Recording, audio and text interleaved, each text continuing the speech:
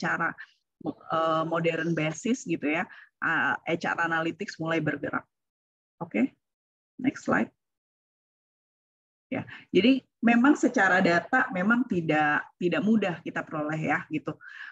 Garbage in, garbage out. Kalau datanya sampah, keluarnya juga sampah. Kita tidak bisa menemukan issues sebenarnya seperti apa. Kita tidak bisa memperoleh insight dari data yang kita butuhkan gitu ya. Jadi memang secara reality untuk HR Analytics itu tidak mudah karena berkaitan dengan data yang diinput, data yang kita peroleh. Next slide. Jadi kalau kita bertanya, data kita tuh sebenarnya ada di mana gitu ya.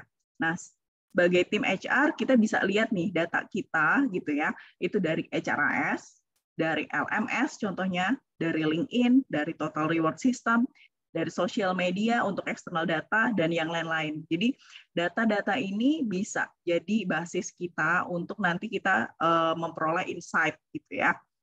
Oke, next slide.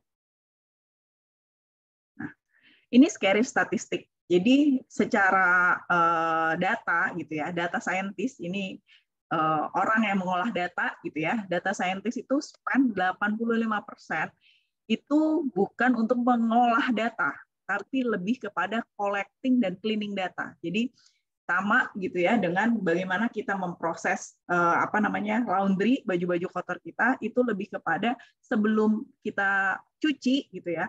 Ini milihin bajunya gitu ya. Mengkolek bajunya ini lebih rumit dibandingkan kita mengolah datanya gitu. Jadi memang ini scary statistik, ini adalah challenge gitu ya untuk kita nantinya bisa memperoleh insight. Next slide. Ya. Kalau dilihat dari HR function gitu ya, dari mulai basic stage sampai dengan analytical capability secara maturity dibagi menjadi 4 gitu ya. Nah, saat ini itu kebanyakan kita as a HR itu masih di level 1 dan di level 2 gitu ya. Jadi 82% organisasi itu masih ada di 2 level ini. Itu masih lebih kepada datanya benar nggak sih gitu, secara reportingnya ini comply atau enggak, datanya accurate atau enggak, konsisten atau enggak, tepat waktu atau enggak gitu, atau ini datanya untuk manajemen, insight atau actions gitu. Nah nantinya itu ya kalau kita sudah lebih mature itu di level 3 dan level 4 lebih kepada gimana kita bisa improve productivity, gimana kita bisa nge-redesign work gitu, bagaimana kita bisa bikin predictive models atau data governance untuk bikin skenario planning gitu. Jadi lebih kepada predictive analysis. Nah, saat ini masih di level 1 dan level 2. Oke, next slide. Kalau kita melihat dari klasik data gitu ya, klasik data yang kita punya saat ini itu lebih kepada engagement data, reward and benefit data, interview data, assessment, performance data, dan attrition data. Next slide. Untuk yang modern data, ini kita bagi menjadi 2, internal dan eksternal data. Jadi kalau yang tadi lebih banyak internal data gitu ya, terkait dengan employees yang kita punya gitu ya. Di eksternal data kita bisa peroleh sebetulnya dari sosial media dan supply and demand versus roles gitu. Dari mana yang kita dapat gitu? Contohnya dari LinkedIn kita bisa lihat pergerakan orang gitu ya, kebutuhan yang saat ini sebetulnya dibutuhkan oleh bisnis gitu. Kita bisa lihat secara generik dan kita bandingkan dengan roles yang kita punya.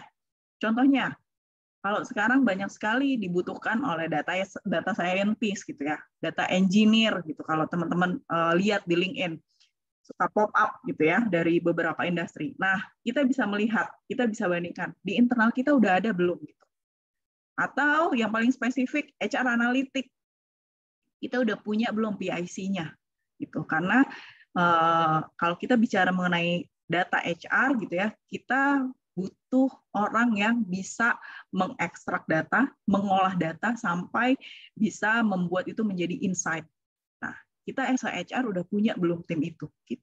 Udah punya belum capability seperti itu di dalam internal tim kita. Next slide. Ya. Sekarang kita bicara mengenai bagaimana HR gitu ya bisa membuat strategi untuk mendevelop HR analytics-nya. Oke, next slide. Ini paparan singkat sebetulnya. Jadi kalau kita bicara mengenai rapid change gitu ya, banyak pemerintah sekarang yang mulai bikin program untuk retain people, gitu ya, di mana bisnis juga sudah melakukan itu. Gitu. Jadi analytics dan teknologi itu digunakan untuk memproduce better quality of life. Gitu. Bagaimana kita bisa membentuk peluang yang lebih unik gitu ya untuk mengconnect antara teknologi dengan people, teknologi dengan humanity. Oke, next slide. Ya, jadi ini adalah gambaran sebetulnya secara HR Analytics untuk employee experience apa aja sih yang bisa diciptakan gitu ya. Dari mulai recruitment and assessment, di mana kita bisa bring in gitu ya the best talent gitu ya ke dalam tim kita gitu ya. Gimana kita bisa set up skills yang tepat ketika kita ingin recruit people gitu. Terus terkait dengan onboarding and leadership development, gimana kita bisa optimize onboarding proses kita gitu. Apakah kita butuhkan untuk tidak hanya mengenal tentang perusahaan gitu ya, tapi mereka paham tentang gimana sih kita bisa improve experience mereka gitu as a new joiners. Apakah kita butuhkan ada coach gitu ya terkait dengan skill set yang dimiliki oleh new joiners tersebut gitu.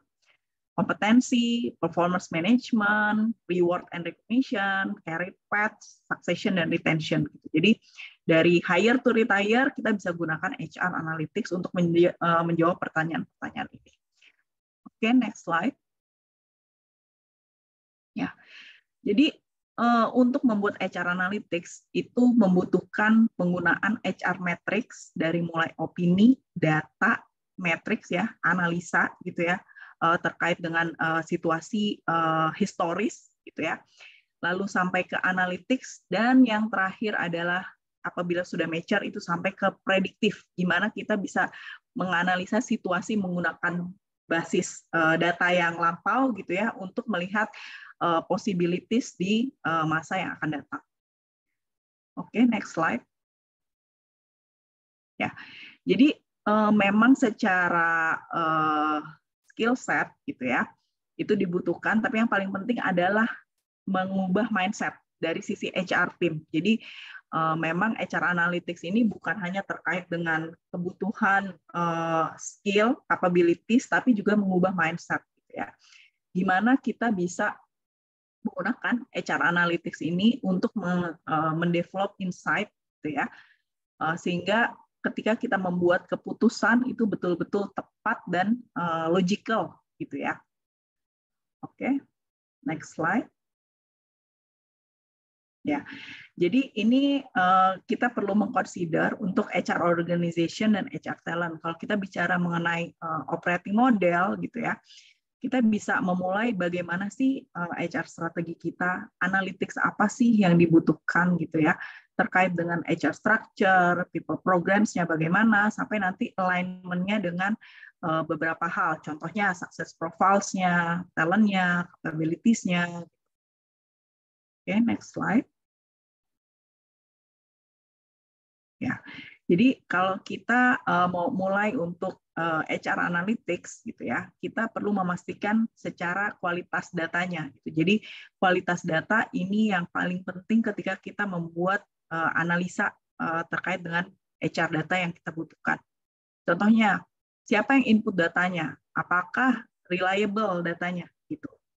Lalu apakah ada kemungkinan datanya dimanipulasi? Gitu untuk beberapa poin. Gitu.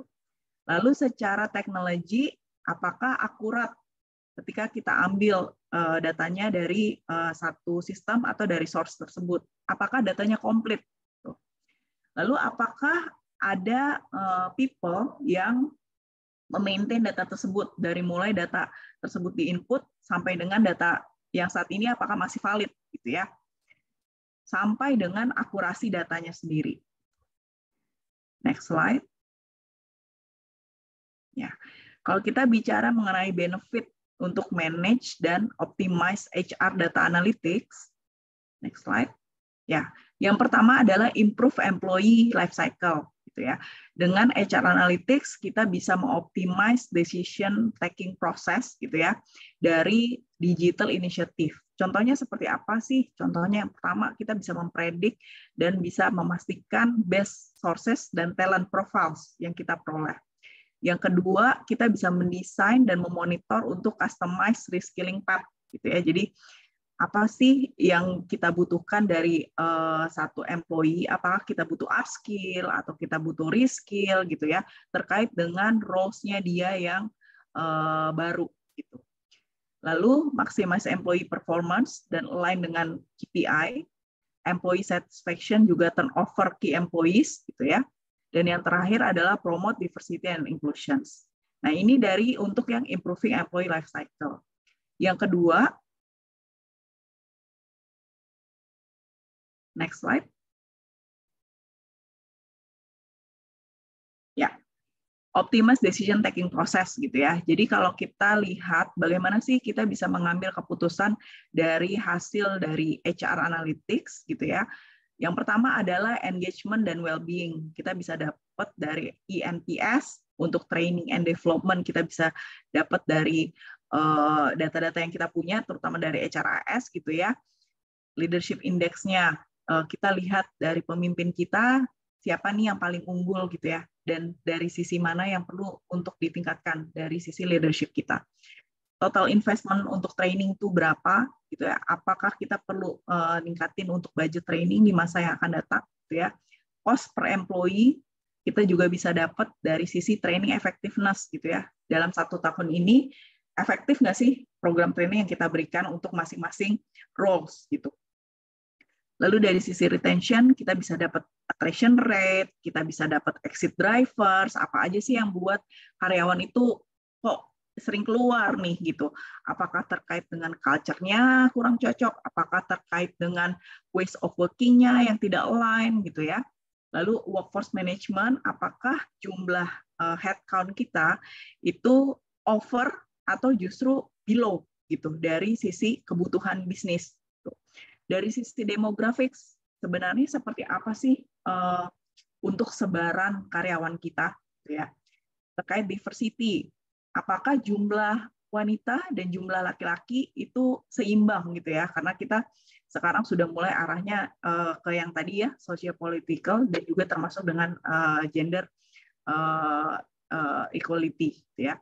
Lalu untuk yang attraction dan recruiting, cost per hire, ketika kita merekrut gitu ya, berapa sih cost-nya gitu. Lalu time to fulfill-nya, berapa lama kita meng-hire orang sampai dengan orang itu on board gitu ya. Lalu untuk dari sisi productivity dan performance, tentu ini kaitannya dengan profit per employee itu berapa gitu. Dan performance-nya seperti apa. Oke, next slide. Ya. Ini contoh saja untuk talent acquisition strategy and decision making. Jadi kita bisa bikin ini yang Convery punya gitu ya, dari sisi talent heat map, top employers-nya siapa saja, lalu terkait dengan job and skill prevalence, terkait dengan top functions apa aja gitu ya di dalam satu bisnis, role progressions-nya seperti apa, sampai dengan pay data insights. Oke, next slide. Ya, ini talent acquisition approach. Jadi kita bisa lihat dari cost to hire, time to fulfill, supply of talent in allocation, sampai dengan difficulty to develop gitu. Apakah itu dari sisi kompetensinya, apakah dari sisi experience-nya gitu ya. Oke, next slide.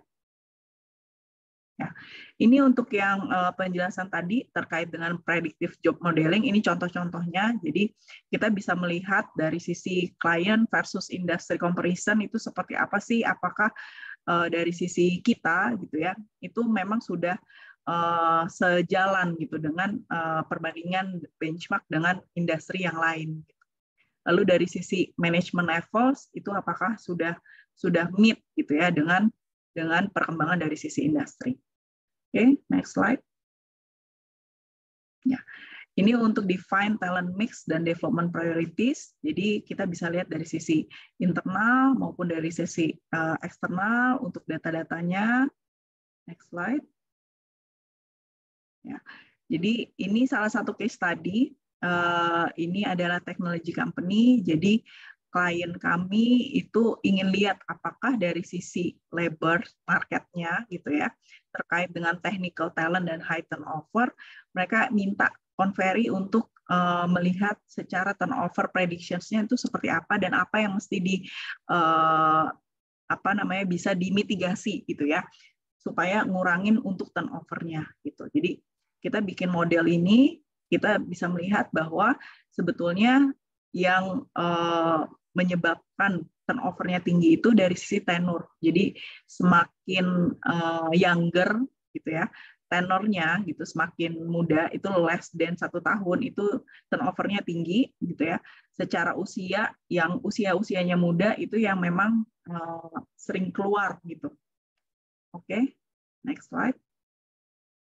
Ini untuk compensation dan employee satisfaction. Jadi kalau kita lihat dari sisi grafik di sebelah kanan, gitu ya, yang tadi saya sampaikan bahwa persepsinya adalah semakin kita berikan gaji yang besar, gitu ya, atau tunjangan yang tinggi, gitu ya, maka karyawan akan semakin satisfied, gitu ya. Nah ternyata ketika kita survei untuk gaji besar gitu ya, itu hanya sekitar 20% dari data ini gitu yang memang kalau gajinya dinaikkan gitu ya, maka mereka akan semakin satisfied. Nah, 80% itu bilang bahwa belum tentu gitu, dengan gaji yang tinggi maka mereka akan lebih satisfied. Nah, ini bisa menjadi insight bahwa ketika kita nanti buat strategi untuk karyawan itu bukan berarti kita harus menaikkan gaji, tapi mungkin ada kebutuhan-kebutuhan lain dari karyawan yang perlu kita improve. Next slide. Ya, mungkin dari saya itu Mbak Anissa. Rekan-rekan. Oke, siap. Thank you Bu Deli untuk sharing-nya tadi terkait dengan pentingnya HR data analitik dan juga gimana teman-teman HR itu bisa melihat ya dari data analitik itu seperti apa sih kira-kira strategi yang bisa disesuaikan nih untuk manajemen SDM-nya. Oke Bu Deli, jadi kalau misalkan Bu Deli lihat ini di kolom Q&A juga sudah mulai ada pertanyaan masuk. Nanti mungkin boleh dilihat-lihat dulu ya Bu Deli, nanti kita akan ketemu lagi di sesi interaktif Q&A. Thank you Bu Deli untuk sharing-nya. Thank you. Oke, teman-teman, jadi tadi kita sudah mendengarkan ya mulai dari trend of growth di tahun 2023. Tadi Bu Deli sempat mention kalau misalkan ada beberapa hal seperti changing career path dan juga cognitive overload, di mana hal ini berkaitan ya dengan employee performance dan juga employee productivity. Nah, jadi teman-teman harapannya mengikuti webinar ini juga semakin tahu nih kira-kira pentingnya HR data analitik itu seperti apa dan gimana sebetulnya data analitik ini bisa membantu teman-teman untuk mapping nih kebutuhan karyawan atau strategi seperti apa yang bisa dijalankan gitu ya. Nantinya tentunya akan berpengaruh in a good way ke jalannya bisnis teman-teman. Gitu. Nah, nanti mungkin untuk teman-teman jika ada pertanyaan juga boleh disampaikan di menu Q&A. Nanti jika ada studi kasus pun yang mungkin ingin teman-teman tanyakan di perusahaan masing-masing juga boleh. Nanti kita akan diskusikan bersama dengan Bu Dewi dan juga Kak Caroline di sesi interaktif Q&A. Jadi silakan ya teman-teman, kalau misalkan teman-teman lihat juga di menu Q&A saat ini sudah ada beberapa pertanyaan. Teman-teman juga bisa upload atau like pertanyaan yang sudah ada yang sekiranya menarik untuk kita bahas secara live nanti. Oke, boleh di next. Nah, ini aku ingin remind lagi. Jadi jika teman-teman memiliki pertanyaan, silahkan sampaikan pertanyaannya di tab Q&A. Nah, kalau misalnya teman-teman lihat di bagian bawah Zoom teman-teman itu ada menu Q&A, jadi silahkan langsung submit pertanyaannya di sana. Karena aku mohon untuk tidak menyampaikan pertanyaan di kolom chat, karena khawatir nanti dari tim talenta tidak bisa membaca pertanyaan teman-teman. Boleh di next? Oke, yang berikutnya adalah informasi mengenai feedback form. Nah, teman-teman, kami berharap teman-teman bisa memberikan feedback ataupun masukan lainnya terhadap dengan jalannya webinar pada hari ini, agar webinar talenta ke depannya semakin baik lagi. Nah, silakan jika teman-teman ada feedback yang ingin disampaikan atau mungkin dari teman-teman ada kebutuhan nih untuk menambah fitur di talenta, silakan sampaikan di feedback form, yaitu di link bit.ly/thr101-fb55. Atau nanti rekanku Mutia juga akan bantu share linknya di kolom chat. Jadi teman-teman bisa langsung klik linknya agar lebih mudah lagi. Boleh di next?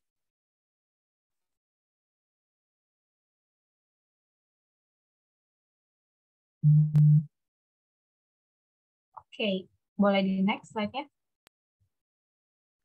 Nah, informasi berikutnya adalah saat ini dari Mekari Talenta sudah memiliki grup komunitas, yaitu HR One-on-One Community.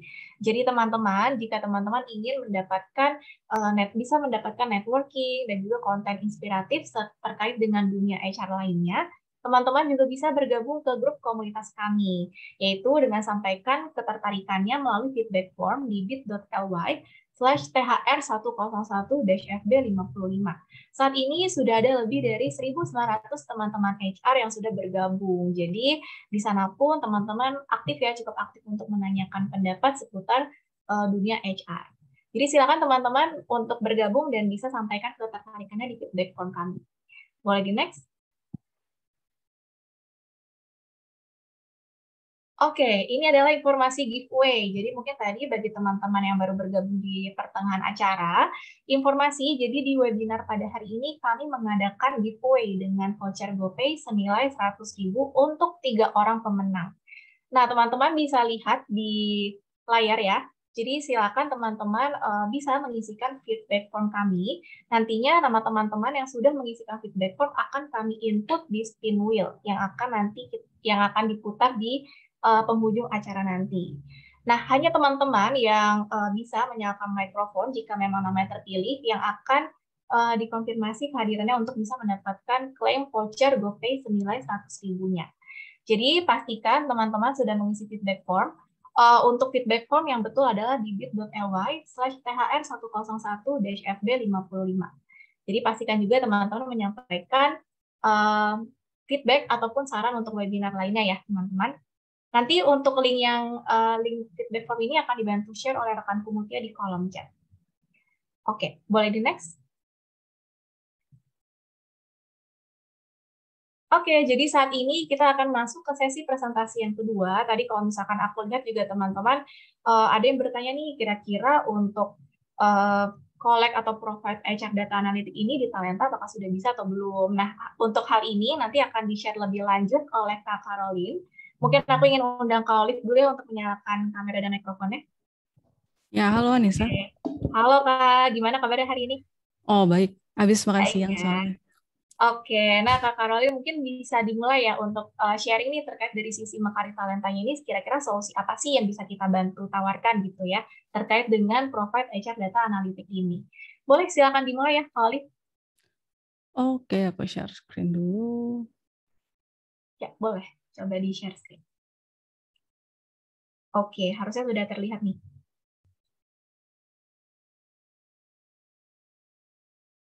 Oke, kalau di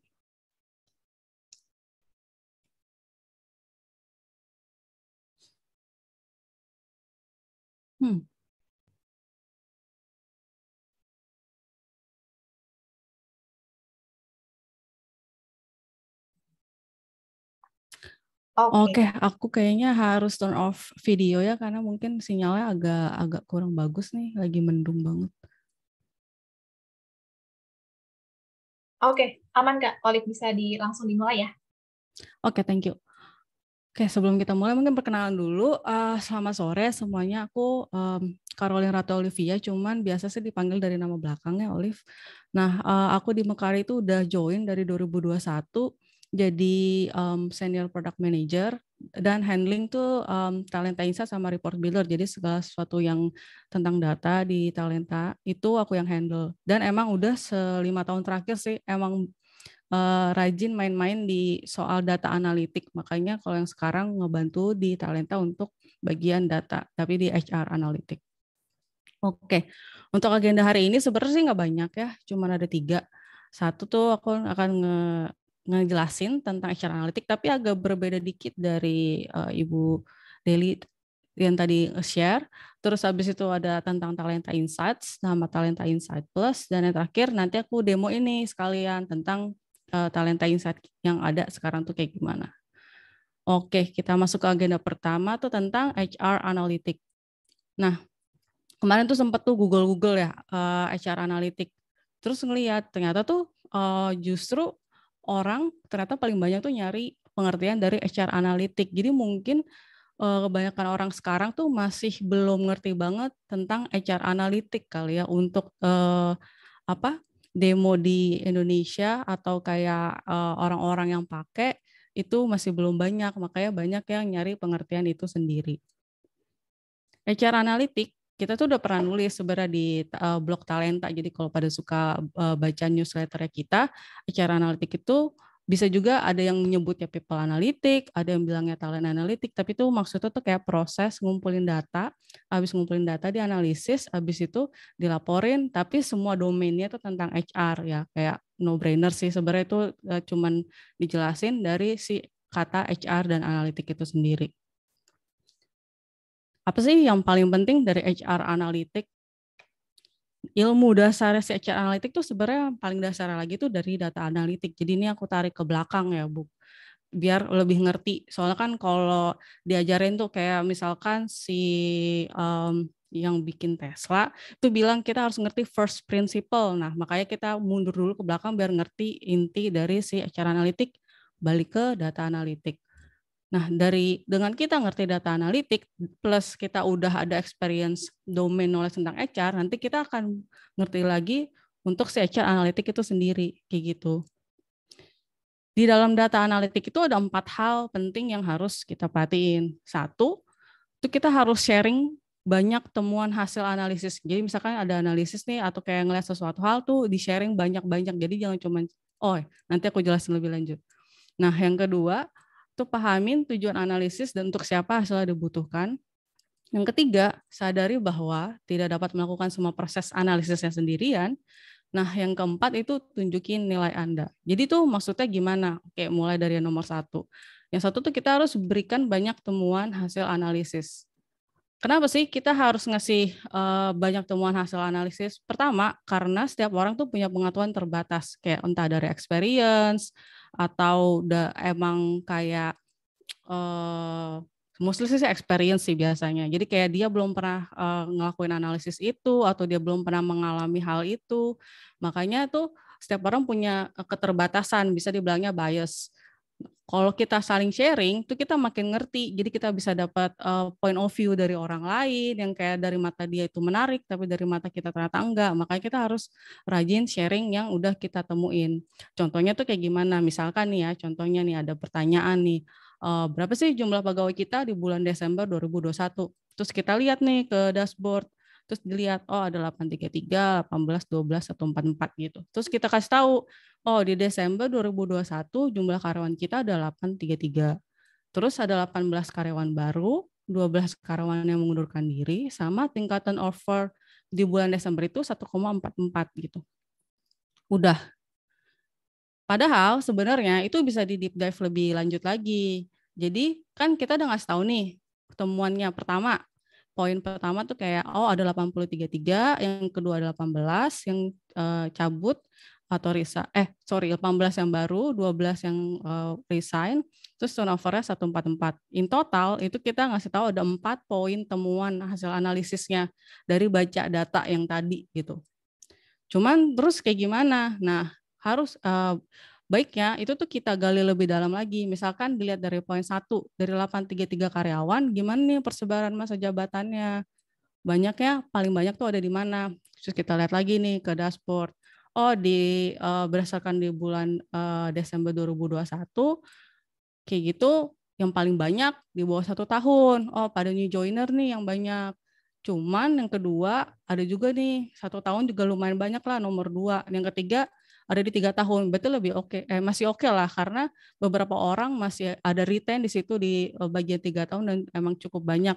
Kalau lihat dari sini sih sekilas aku bisa ngerti kayaknya nih perusahaan ini tuh lagi kayak ekspansi, makanya new joiner-nya tuh ada banyak kayak gitu. Nah, dari itu juga sebenarnya masih banyak yang bisa digali, kayak misalkan 18 karyawan yang baru tadi tuh yang paling banyak tuh masuk ke organisasi atau departemen mana. Dari 12 karyawan yang ngundurin diri, siapa nih yang dari paling banyak dari organisasi atau departemen apa yang ngundurin diri. Terus dari 12 itu yang paling banyak alasan dia ngundurin dirinya tuh apa? Terus terus dicek lagi orang yang paling banyak ngundurin diri, apa jangan-jangan di departemen itu semuanya punya habit yang sama. Jadi pada under 1 tahun pada ngundurin diri. Oh, jangan-jangan ada orang yang toksik tuh di situ kayak gitu. Jadi kayak ada data terus kita bisa asumsi nanti diuji asumsinya benar atau enggak kayak gitu. Terus dicek lagi, emang di bulan sebelum-sebelumnya tuh di departemen yang 12 itu kan cukup banyak ya. Misalnya cukup banyak. Dicek lagi di departemen yang kayak gitu trennya sama nggak nih? Misalkan di departemen produk orangnya emang turnovernya tinggi banget, di situ orang ngundurin diri terus setiap bulan, itu kan juga berarti kan ada sesuatu hal. Terus terakhir 4, oke. Terus dari 1,44% itu angkanya bagus atau enggak sih? Nah, ini kan sebenarnya agak tricky ya kalau soal turnover rate. Cuman kemarin aku emang suka iseng baca-baca, misalkan LinkedIn itu tuh suka sharing hasil finding-nya dia, terus kayak hasil research-nya dia juga. Nah, kalau dari temuan si LinkedIn, dia bilang tuh sebenarnya setiap industri itu turnover rate-nya beda-beda, tapi rata-rata tuh 10,6%. Jadi kalau misalkan kita rata-ratanya 1,44, which is masih bagus dong, karena kan biasanya di industri lain rata-ratanya tuh 10,6%. Tapi ini dijelasin nih sama dia nih dari LinkedIn, kalau industrinya ini ada tuh yang lebih tinggi 13,4. Jadi mungkin habitnya emang orang di sekitar situ emang rajin cabut kayak gitu, atau ada justru ada yang juga yang di bawah average, emang orang tuh pada seneng tahan lama di industri-industri tertentu kayak gitu. Jadi ngebandingin data bisa ke internal kayak yang tadi ngecek ke yang habit sebelum-sebelumnya, atau bisa juga kita ngecek ke yang eksternal kayak gitu. Oke, jadi kan tahu kan, jadi kita udah tahu baca datanya terus ngasih poinnya. Nah, tapi kita harus aku ulang lagi, kita tuh harus nge-share apa aja tuh yang udah ditemuin kayak gitu. Jadi kalau kita ngasih tahu nih poin-poinnya ada banyak, terus kita share ke misalkan ke atasan atau ke teman-teman buat diskusi juga, itu tuh kita bisa tahu, karena nggak harus temuan yang luar biasa atau kayak angkanya tinggi banget gitu, jelek, atau angkanya rendah banget, nggak juga. Cuman harus di share juga tuh yang biasa aja, karena tuh kita bisa jadi tahu oh biasanya tuh berapa kayak gitu. Itu tuh penting. Nah, mungkin kita tuh harus aware, misalkan kita lagi nge-share hasil finding kita tuh, hasil analisis kita yang udah ada banyak poinnya. Pertama kali oke kita share banyak, tapi nanti lama-kelamaan kan akan tahu oh ini yang relevan, ini nggak relevan, ini yang angkanya yang luar dari biasanya, yang biasanya A sekarang jadi B kayak gitu kan. Nah, biasa tuh kalau kita nge-share tuh suka ada kayak replay, atau kayak orang pas ngeliat oh ini beda nih dari biasanya. Oh menarik juga tuh, kok bisa kayak gitu ya angkanya, biasa sih nggak begitu gitu, kayak oh ini emang begini, involuntary orang yang cabut emang biasa sih segitu gitu kan, kita nggak tahu. Nah ini nih replay atau hasil komen-komen setelah kita share nih harus kita perhatiin biar kita tahu mana yang relevan atau enggak kayak gitu. Oke, ini kita balik lagi ke 4 hal penting diperhatikan dalam data analitik. Yang nomor 1 udah, terus kita akan ke poin nomor 2, yaitu pahami tujuan analisis dan untuk siapa hasilnya dibutuhkan. Pahami tujuan analisis dan untuk siapa hasilnya dibutuhkan. Oke, hal ini penting soalnya si esensi dari analitik, jadi intisari si analisis ini tuh ngebantu kita untuk buat keputusan, support gitu. Jadi cuman kayak kita misalnya mau ya ini aja deh, mungkin yang sehari-hari ya kita mau beli kulkas atau ya itu terlalu susah. Oke, mau beli sesuatu di Tokopedia, itu kan ada banyak banget tuh orang yang jualan di Tokopedia. Terus gimana nih kita mau ngambil keputusan? Sebenarnya tuh kita sebenarnya udah agak data driven, bisa dibilang, dengan pertama ngelihat skor bintangnya, itu skor banyak yang bagus atau enggak, itu satu variabelnya. Terus yang kedua yang komen, feedbacknya kayak gimana. Nah, itu tuh sebenarnya data-data itu yang disajiin dari Tokopedia atau e-commerce lain tuh sebenarnya membuat kita memilih lebih gampang untuk bikin keputusan, oh iya nih mau beli yang ini dari toko ini kayak gitu. Jadi perlu diingat si analisis ini tuh analitik yang kita lagi mau pakai si HR analitik tuh untuk bikin keputusan yang lebih baik, tapi kita juga ada dasarnya, ada base-nya apa yang kita pakai, kenapa kita ngambil keputusan itu gitu. Karena ini kita untuk keputusan ini dipakai untuk bikin keputusan yang terbaik kan, best decision. Jadi bukan kayak yang ragu-ragu atau apa gitu, cuman kayak kayak tadi kan kita mau beli sesuatu kita jadi yakin, iya yakin mau beli ini gitu. Makanya kalau bisa itu sajiin analisisnya tuh secara ringkas kayak gitu. Jadi kalau bisa kita ngasih analisis itu ringkas, padat dan jelas, nggak usah bertele-tele atau segala macam.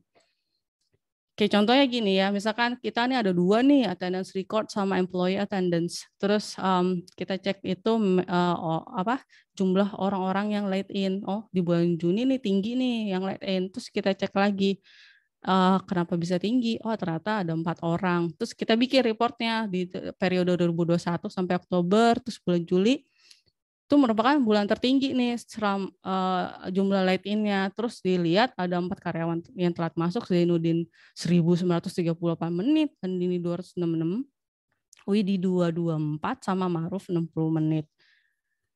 Nah, sebenarnya itu bisa disederhanain. Kayak tadi kan, kita harusnya nge-feedback tuh yang ringkas, padat, sama jelas.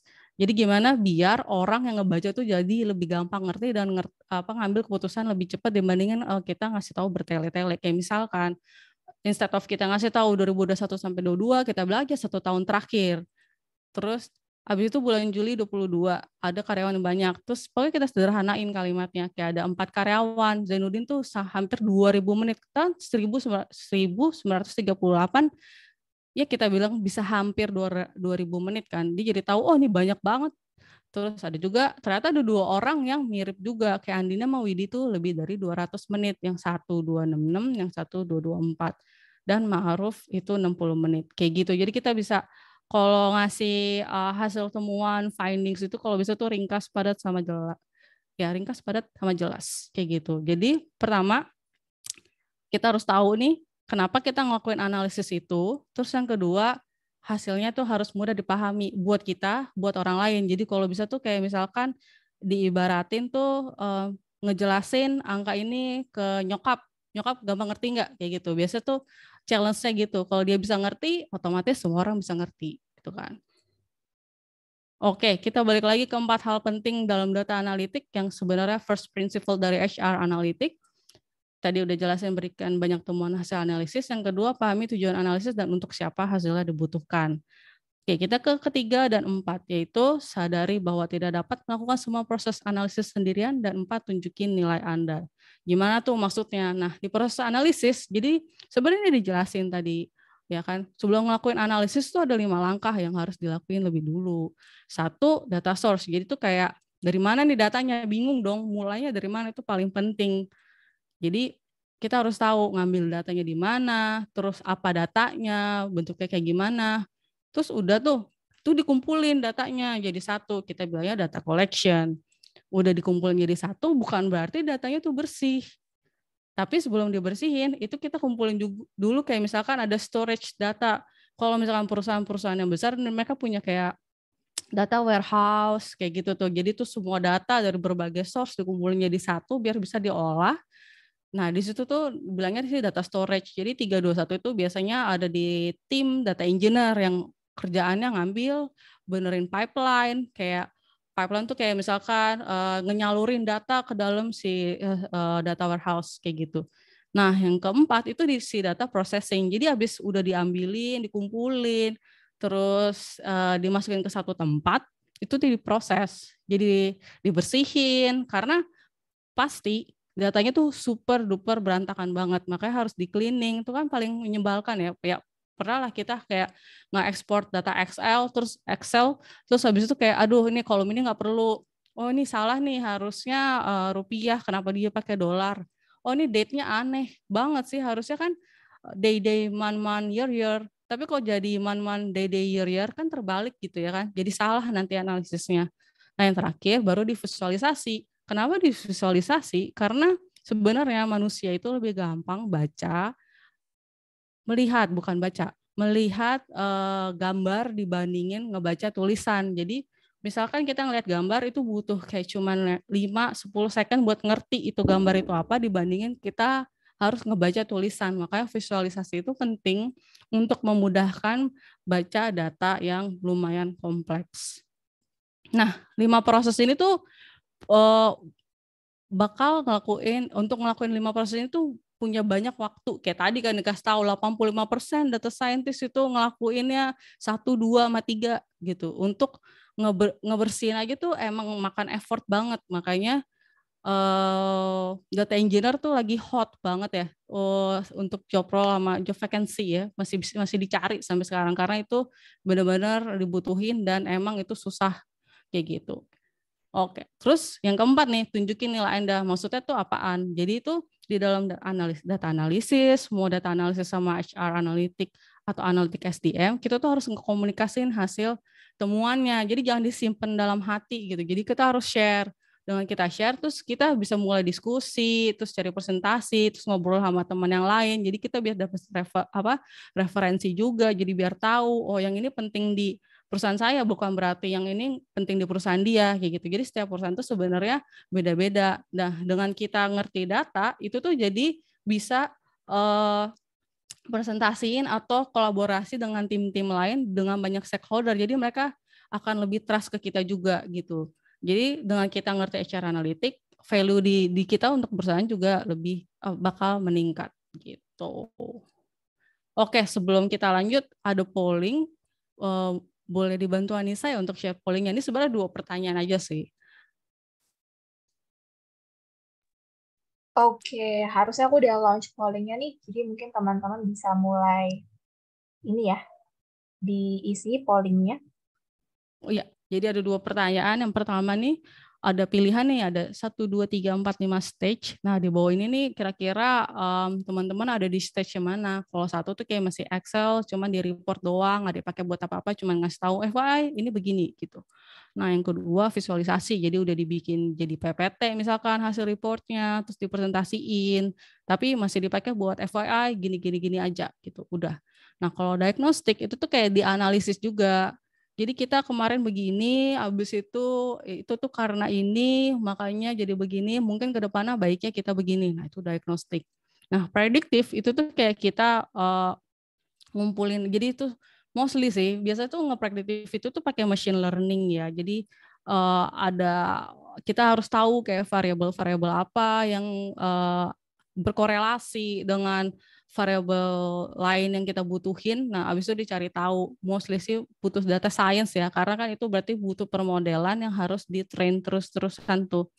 Nah, untuk preskriptif itu tuh kayak ngegabungin si prediktif sama historical untuk bikin resep preskrip. Kalau misalkan bingung itu maksudnya apa. Jadi kayak resep obat supaya sehat gitu ya. Jadi kayak resep supaya company kita turnover-nya turun harus ngelakuin tuh apa aja gitu, preskriptif namanya. Yang kedua tuh kayak tantangan besar apa aja di dalam HR Analytics. Tuh ada misalkan saat ini tuh yang paling susah nih di company tuh menemuin orang yang tepat untuk people analytics atau kualitas data, keamanan data privacy risk, sinkronisasi, atau sebenarnya paling susah sekarang tuh nemuin teknologi yang cocok nih karena perusahaannya agak cukup tricky ya, OKR-nya tuh agak unik, kalkulasinya tuh beda, cuma di perusahaan itu doang yang pakai, makanya harus nyari teknologi sendiri, atau justru kayak perusahaannya ternyata belum data driven, bos-bos masih ngerasa gut feeling-nya tuh kuat banget gitu ya. Nah, itu juga bisa sih. Itu agak susah sih sebenarnya kalau emang di level itu ya. Udah pada isi belum ya? Harusnya udah pada isi ya. Yes, udah lumayan banyak nih yang isi, masih ada setengah lagi. Mungkin teman-teman bisa langsung diisi ya pollingnya, jadi kita bisa tahu nih kira-kira di perusahaan teman-teman sampai saat ini tahap HR analitiknya sudah sampai mana gitu. Jadi nanti kita bisa diskusi juga kalau misalkan teman-teman ada yang ingin ditanyakan lebih lanjut.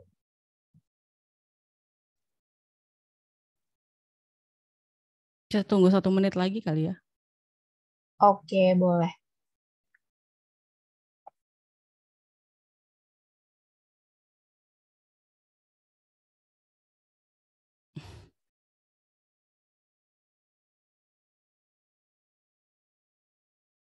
Oke, mungkin sembari menunggu teman-teman lain yang belum mengisi polling, aku ingin infokan lagi ya. Jadi saat ini kalau misalkan teman-teman lihat di tab Q&A itu sudah ada cukup banyak pertanyaan.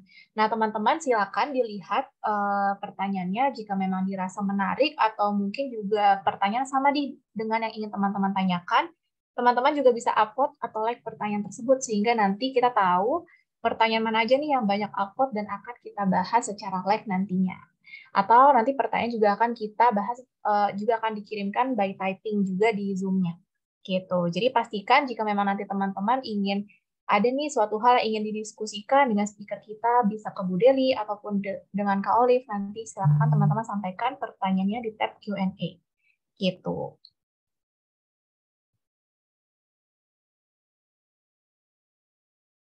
Oke, kita share aja kali ya hasilnya. Thank you, Anissa. Oke, thank you teman-teman.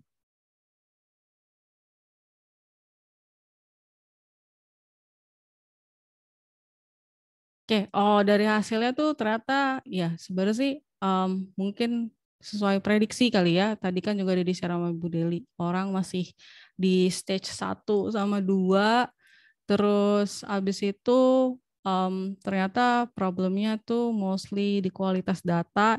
Ya itu emang lumrah sih. Sekarang berarti di Indonesia problemnya masih sama. Terus abis itu ya yang nomor 2 itu kayak ngesinkronisasi berbagai sumber data, ya itu emang butuh tim ya untuk ngegabungin dari semua data.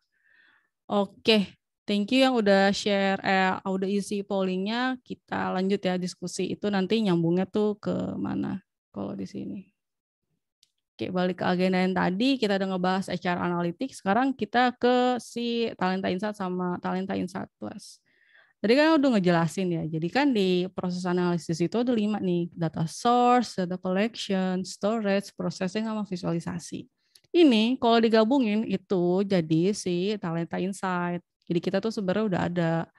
Emang si Talenta sendiri itu kan ada untuk ngebantu digitalisasi perusahaan-perusahaan, makanya kita juga ada si Talenta Insight ini untuk ngebantu perusahaan-perusahaan punya HR analytic kayak gitu. Introducing Talenta Insight. Nah, di Talenta Insight ini kita ada pre-built dashboard. Jadi itu dashboard itu ada. Terus proses membuat dashboard ini tuh kita kayak dari research, terus kita ada survei ke orang-orang yang ngasih feedback itu, terus kita improve. Jadi sesuai dengan kebutuhan orang kebanyakan di Indonesia kayak gitu. Jadi itu kayak pre-built dashboard tuh kayak dashboard yang udah ada di build sesuai kebutuhan secara general. Nah, cuman kita ada juga nih yang baru namanya customized dashboard. Jadi dashboardnya bisa dikustomisasi sesuai dengan kebutuhan. Nanti niatnya kita ada predictive analysis. Cuman sebenarnya tuh kita udah ada satu namanya employee at risk. Itu tuh untuk ngeprediksiin orang-orang yang akan cabut, orang-orang yang akan resign di 1 bulan ke depan. Kayak gitu. Nah, ini ada 2 kan, kita ada pre-built dashboard sama customizable dashboard. Jadi ini sekarang aku ngejelasin tentang Talenta Insight. Yang untuk pre-built itu kita bisa bilang Talenta Insight, dan yang customizable itu kita bilang Talenta Insight Plus. Oke, bedanya itu apaan? Nah, untuk ekspor si Talenta Insight itu bisa Insight sama Insight Plus bisa diekspor. Buat ngefilter bisa dua-duanya difilter, teman. Si Talenta Insight bisa misalkan nanti butuh filter tambahan itu bisa juga di request. Ada matriks khusus, misalkan ada kayak kalkulasi khusus yang dari perusahaan dipakai yang belum ada di Talenta Insight, ya itu bisa jawab di Talenta Insight Plus. Terus misalkan mau nambah chart baru nih karena di perusahaan ini ternyata lebih fokus ke A, B atau C. Nah, itu bisa di Talenta Insight Plus juga. Plus ada lagi kita bisa diedit layout. Jadi misalkan mau susunannya tuh cara bacanya nggak kayak gini, mau yang chart A pindah ke atas, chart B pindah ke bawah, atau di tengah-tengah ada table kayak gitu. Nih tentang si HR analitik kita si Talenta Insight Plus. Jadi kita tadi layoutnya bisa di adjustable sesuai kebutuhan. Terus chartnya tuh bervariasi sama tipe-tipenya juga bisa sesuai kebutuhan juga. Terus matrix yang ditampilin itu enggak yang kayak general aja. Tadi kan kalau di Talenta Insight itu general, di Talenta Insight Plus itu bisa relevan yang sesuai dengan kebutuhan perusahaan. Jadi benar-benar tailor made atau kayak benar-benar customizable, benar-benar size-nya khusus buat kita gitu. Kalau misalkan lagi bikin baju ya, size-nya khusus buat kita. Terus habis itu interactive dashboard filter, jadi filternya itu sesuai juga kayak misalkan di perusahaan ini ternyata peduli sama tingkat edukasi.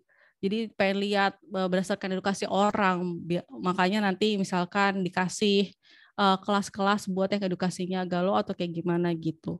Nah habis itu bisa di-download juga sama tentu saja di Talenta itu kita highly scalable and secure. Jadi kita ada ISO 27001 gitu.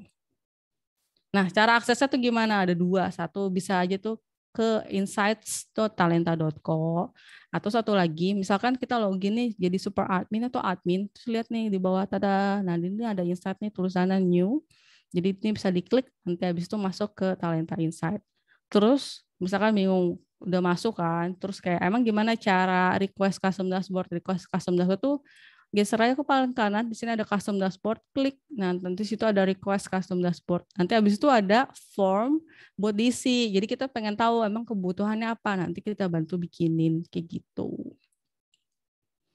Ada apa aja di The Talenta Insight? Satu ada headcount dashboard, attendance dashboard, payroll, employee at risk, employee performance, overtime, sama yang untuk di customisasi itu ada employee performance sama overtime. Jadi dua ini tuh kita jadiin template buat di customisasi. Jadi masih MVP ya. Jadi kita butuh banget nih feedback sama teman-teman buat ngisi form. Jadi biar kita juga bisa belajar tahu gitu. Oke.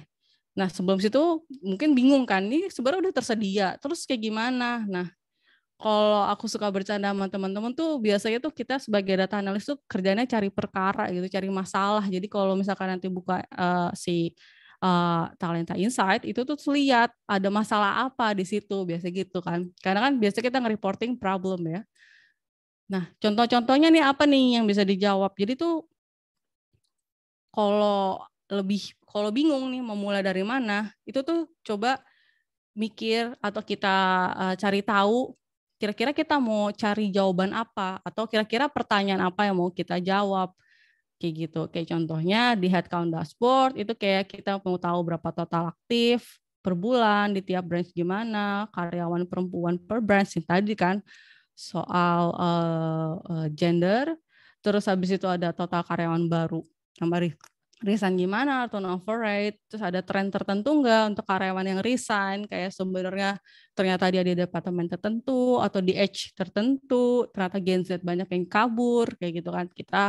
Kita nggak bisa tahu, atau mungkin itu ada gut feeling, cuma kita harus ngeyakinin hasil feeling itu jadi data, jadi itu nggak cuma asumsi doang, tapi emang secara fakta, kenyataannya emang begitu. Gitu. Nah, untuk di attendance dashboard, misalkan kita mau tahu kayak karyawannya ada berapa dan siapa yang telat nih hari ini. Terus trennya gimana absensinya per bulan? Apakah banyak nih per bulan orang-orang yang let in atau yang nggak pernah check in kayak gitu. Terus kayak yang paling banyak telat tuh siapa nih selama 1 bulan, jumlahnya berapa? Cuti apa yang paling sering diambil di bulan itu dan kenapa? Itu bisa dicari tahu lagi habis itu. Terus untuk di payroll kita bisa lihat payroll per bulan, per 3 bulan, allowance yang tinggi, deduction, siapa yang baru join, dan kita exclude dari payroll. Terus untuk employee at risk, ini satu-satunya si predictive analytic yang kita punya, dan ini emang kita masih belajar ya. Jadi kalau emang mau tahu si employee at risk ini tuh ngambil datanya dari 3 bulan lalu berdasarkan aktivitas semua karyawan. Jadi makin diaktif, jadi makin kita ngerti nih orang habitnya kayak gimana untuk ngeprediksiin di 1 bulan ke depan dia ada kemungkinan untuk resign atau enggak kayak gitu. Nah, jadi tuh kalau di employee risk kita bisa tahu secara keseluruhan kondisi karyawan kita tuh gimana, apakah banyakan yang high risk atau enggak kayak gitu. Terus branch atau organisasi di mana, jadi kita bisa breakdown lagi, habis itu cari tahu siapa gitu. Nah, di Talenta Insight Plus itu ada employee performance dashboard. kayak ya employee performance buat lihat kayak rata-rata perusahaan secara 360 performance-nya kayak gimana. Terus kayak ada tren tertentu kalau kita breakdown berdasarkan gender atau enggak. Terus siapa sih top performance kita, atau kayak siapa sih yang on the below yang harus kita push biar dia menjadi top. Kan kita mau semua karyawan itu kan bagus ya, kayak gitu. Terus ada juga goals, jadi itu di employee performance. Di performance review feature kita tuh ada untuk goals, jadi kita bisa tahu setiap branch atau setiap departemen atau organisasi itu udah mencapai goals yang disepakati secara perusahaan dari OKR atau Key Result atau KPI itu, atau udah atau belum gitu. Nah yang kedua tuh overtime. Overtime ini emang khusus buat ngelihat lembur ya. Jadi kita bisa lihat total biaya lembur per bulan. Terus habis itu di bulan apa nih lembur yang paling tinggi. Habis itu dicari tahu kenapa dia tinggi. Emang total durasinya berapa.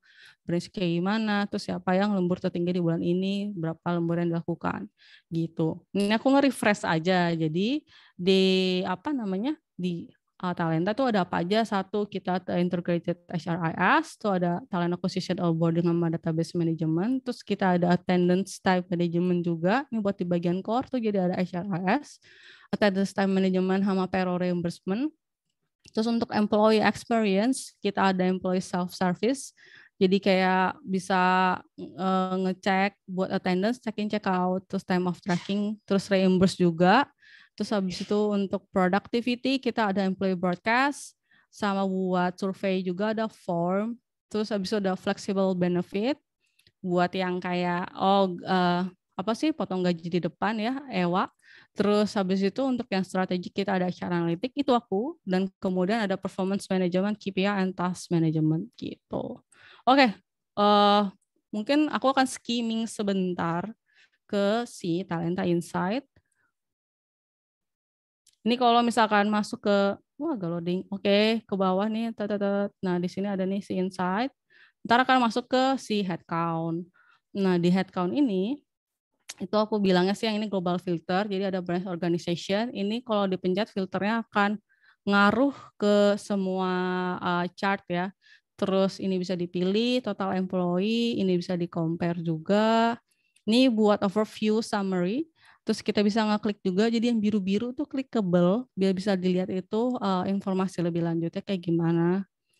Terus habis itu ini untuk nge-breakdown, jadi biar bisa ngebaca tren, misalkan ternyata ada tren tertentu, bisa dipilih juga secara period. Ini service length, ini employee yang aktif ya.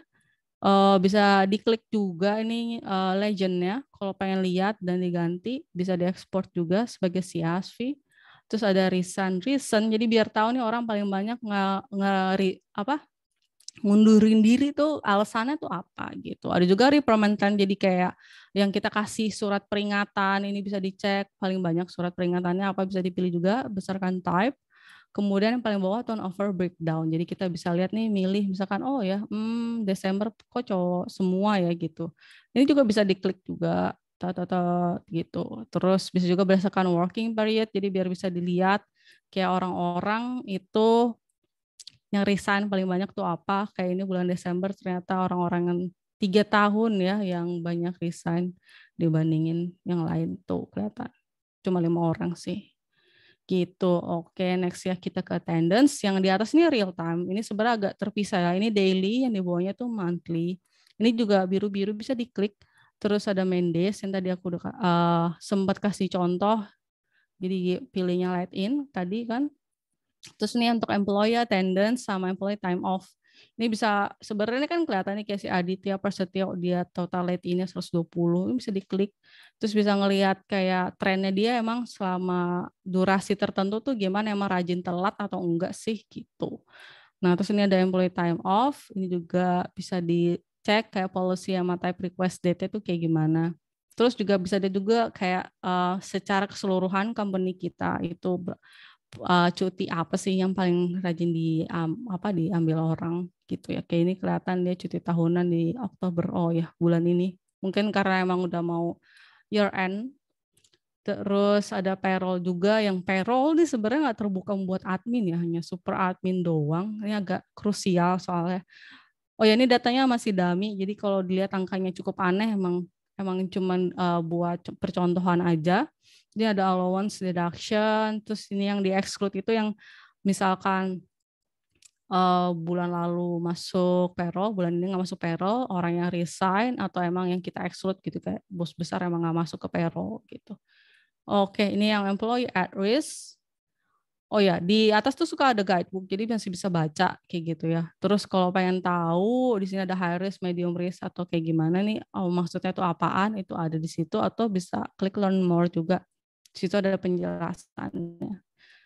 Itu data-data ini cuma data internal, kita belum ngambil data eksternal, kayak misalkan kemarin, enggak kemarin, bulan Juni atau Juli waktu webinar ada yang nanya, ini ngambil dari LinkedIn juga nggak ya? Belum bisa ya, karena kayaknya itu akan nyangkut privacy, jadi emang kita nggak ke situ, ini hanya data internal aja prediksinya, dan sekarang itu scoring prediksinya tuh 85%, jadi kalau misalkan ada 10 orang yang masuk ke high risk, 8 orang itu kemungkinan besar akan ngajuin resign di bulan depan. Gitu, 50%. Jadi dia, kenapa 50%? Karena kita masih ada waktu buat bikin dia nggak cabut, kayak gitu. Nah, ini terus bisa di-filter juga high risk, medium, sama low risk-nya. Oke, ini yang baru, ini agak beda karena kita pakai tools ya, di sini pakai QuickSight. Ini buat company cycle, jadi kalau misalkan yang udah subscribe performance review, ini bisa dicek hasilnya di sini secara 360 atau cycle yang lain, terus metodenya apa, bisa dipilih overall gimana. Terus bisa kita breakdown juga buat cek. Terus untuk performance leaderboard kita bisa lihat scoring paling atas atau kita ke scoring paling bawah gitu. Ini bisa diekspor juga, jadi tapi harus diklik dulu ya. Jadi kayak ini tuh harus diklik dulu chartnya, terus baru klik ada button tuh 3 export to CSV gitu. Terus yang di bawah itu ada goal analytic. Ini buat kelihatan kayak secara overall perusahaan itu udah masih kita ngejar di goalnya masih on track atau enggak gitu. Terakhir itu ada overtime. Jadi sama sih, di sini ada global filter, di branch organization sama position, ini cost-nya, cuman yang cost ini ya kita harus ngelakuin payroll dulu, nanti ada overtime run payroll, jadi nanti cost-nya ada, baru cost-nya di-save ke sini gitu.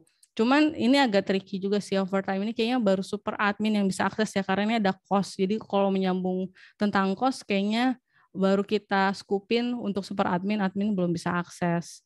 Nah ini ada durasi, jadi yang udah di-approve atau yang di-request ada kayak gimana, trennya bisa dilihat, terus kita breakdown juga seperti biasa, sama ngelihat secara detail tuh kayak gimana.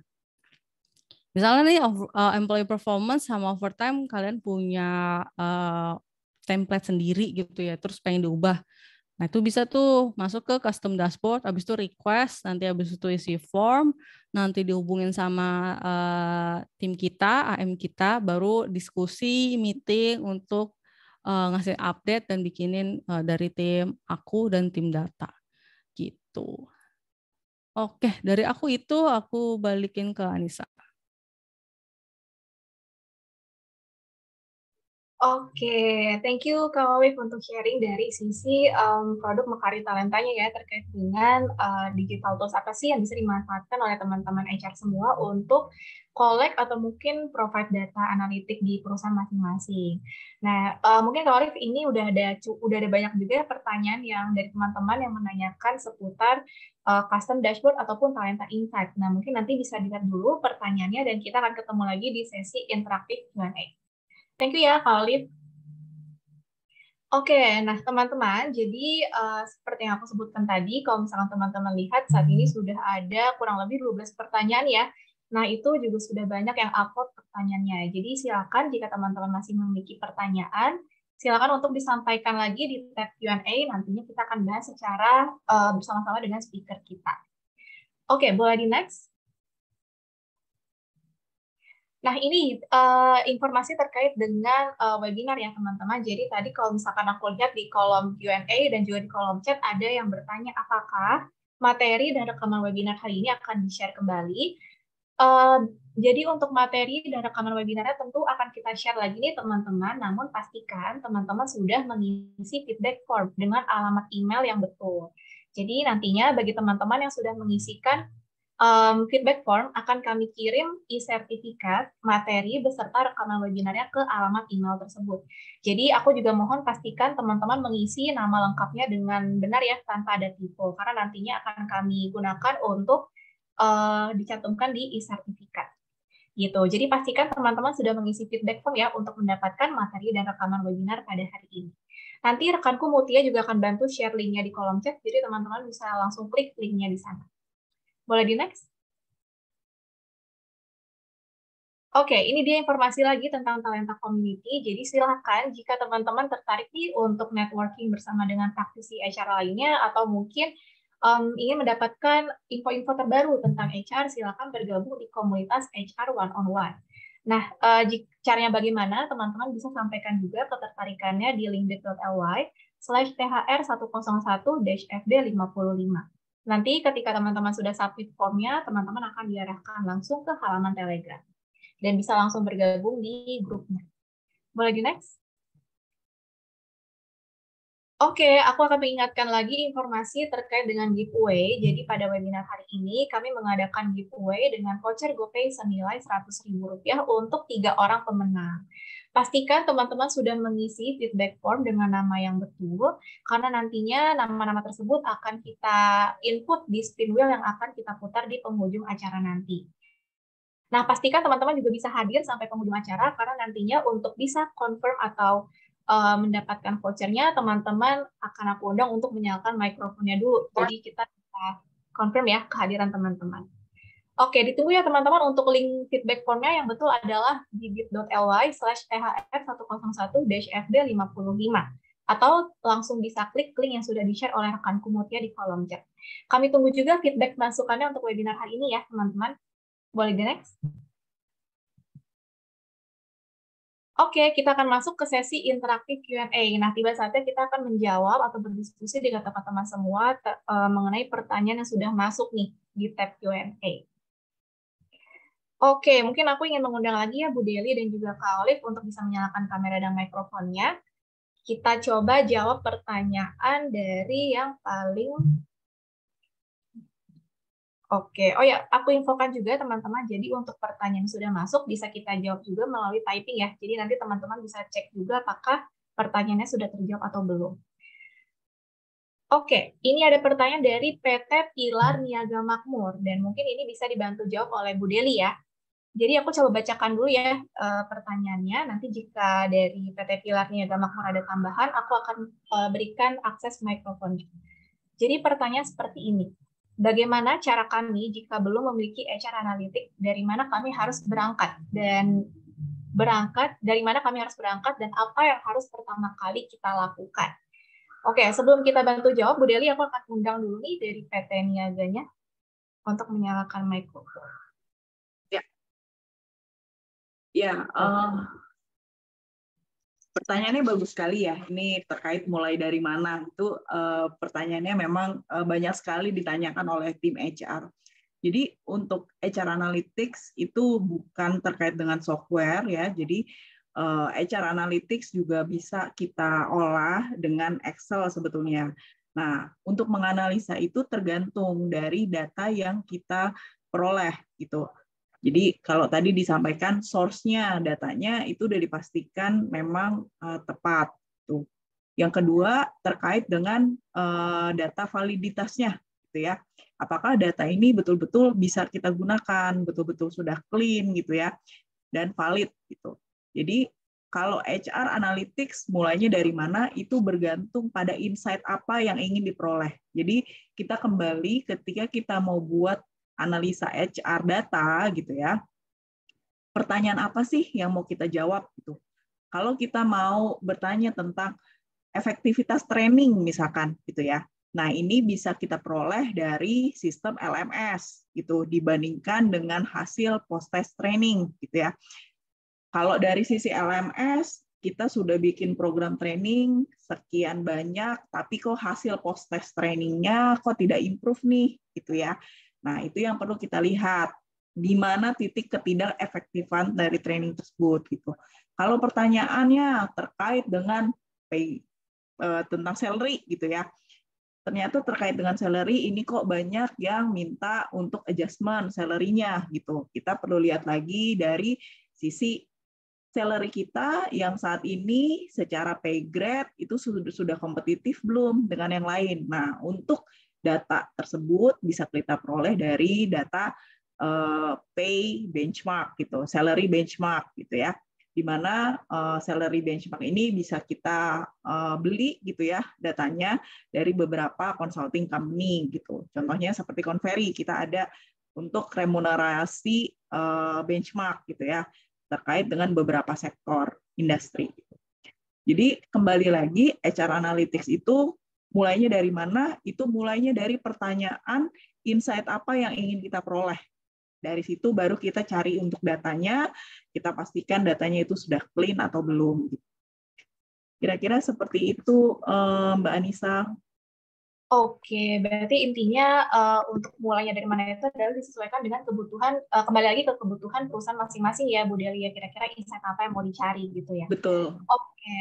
Oke, terima kasih Bu Deli untuk jawabannya. Semoga terjawab juga ya teman-teman, karena tadi untuk pertanyaannya itu di-upload hingga 8 orang. Jadi pasti di sini mungkin teman-teman juga banyak yang mempertanyakan hal yang sama gitu ya. Semoga terjawab. Oke, kita coba next ke pertanyaan berikutnya nih Bu Deli, juga banyak di-upload. Ini dari PT Surya Biru Murni Acetylen. Oke, mungkin aku coba bacakan dulu pertanyaannya. Jadi pertanyaan seperti ini, apa yang jadi prioritas utama dalam pengembangan SDM?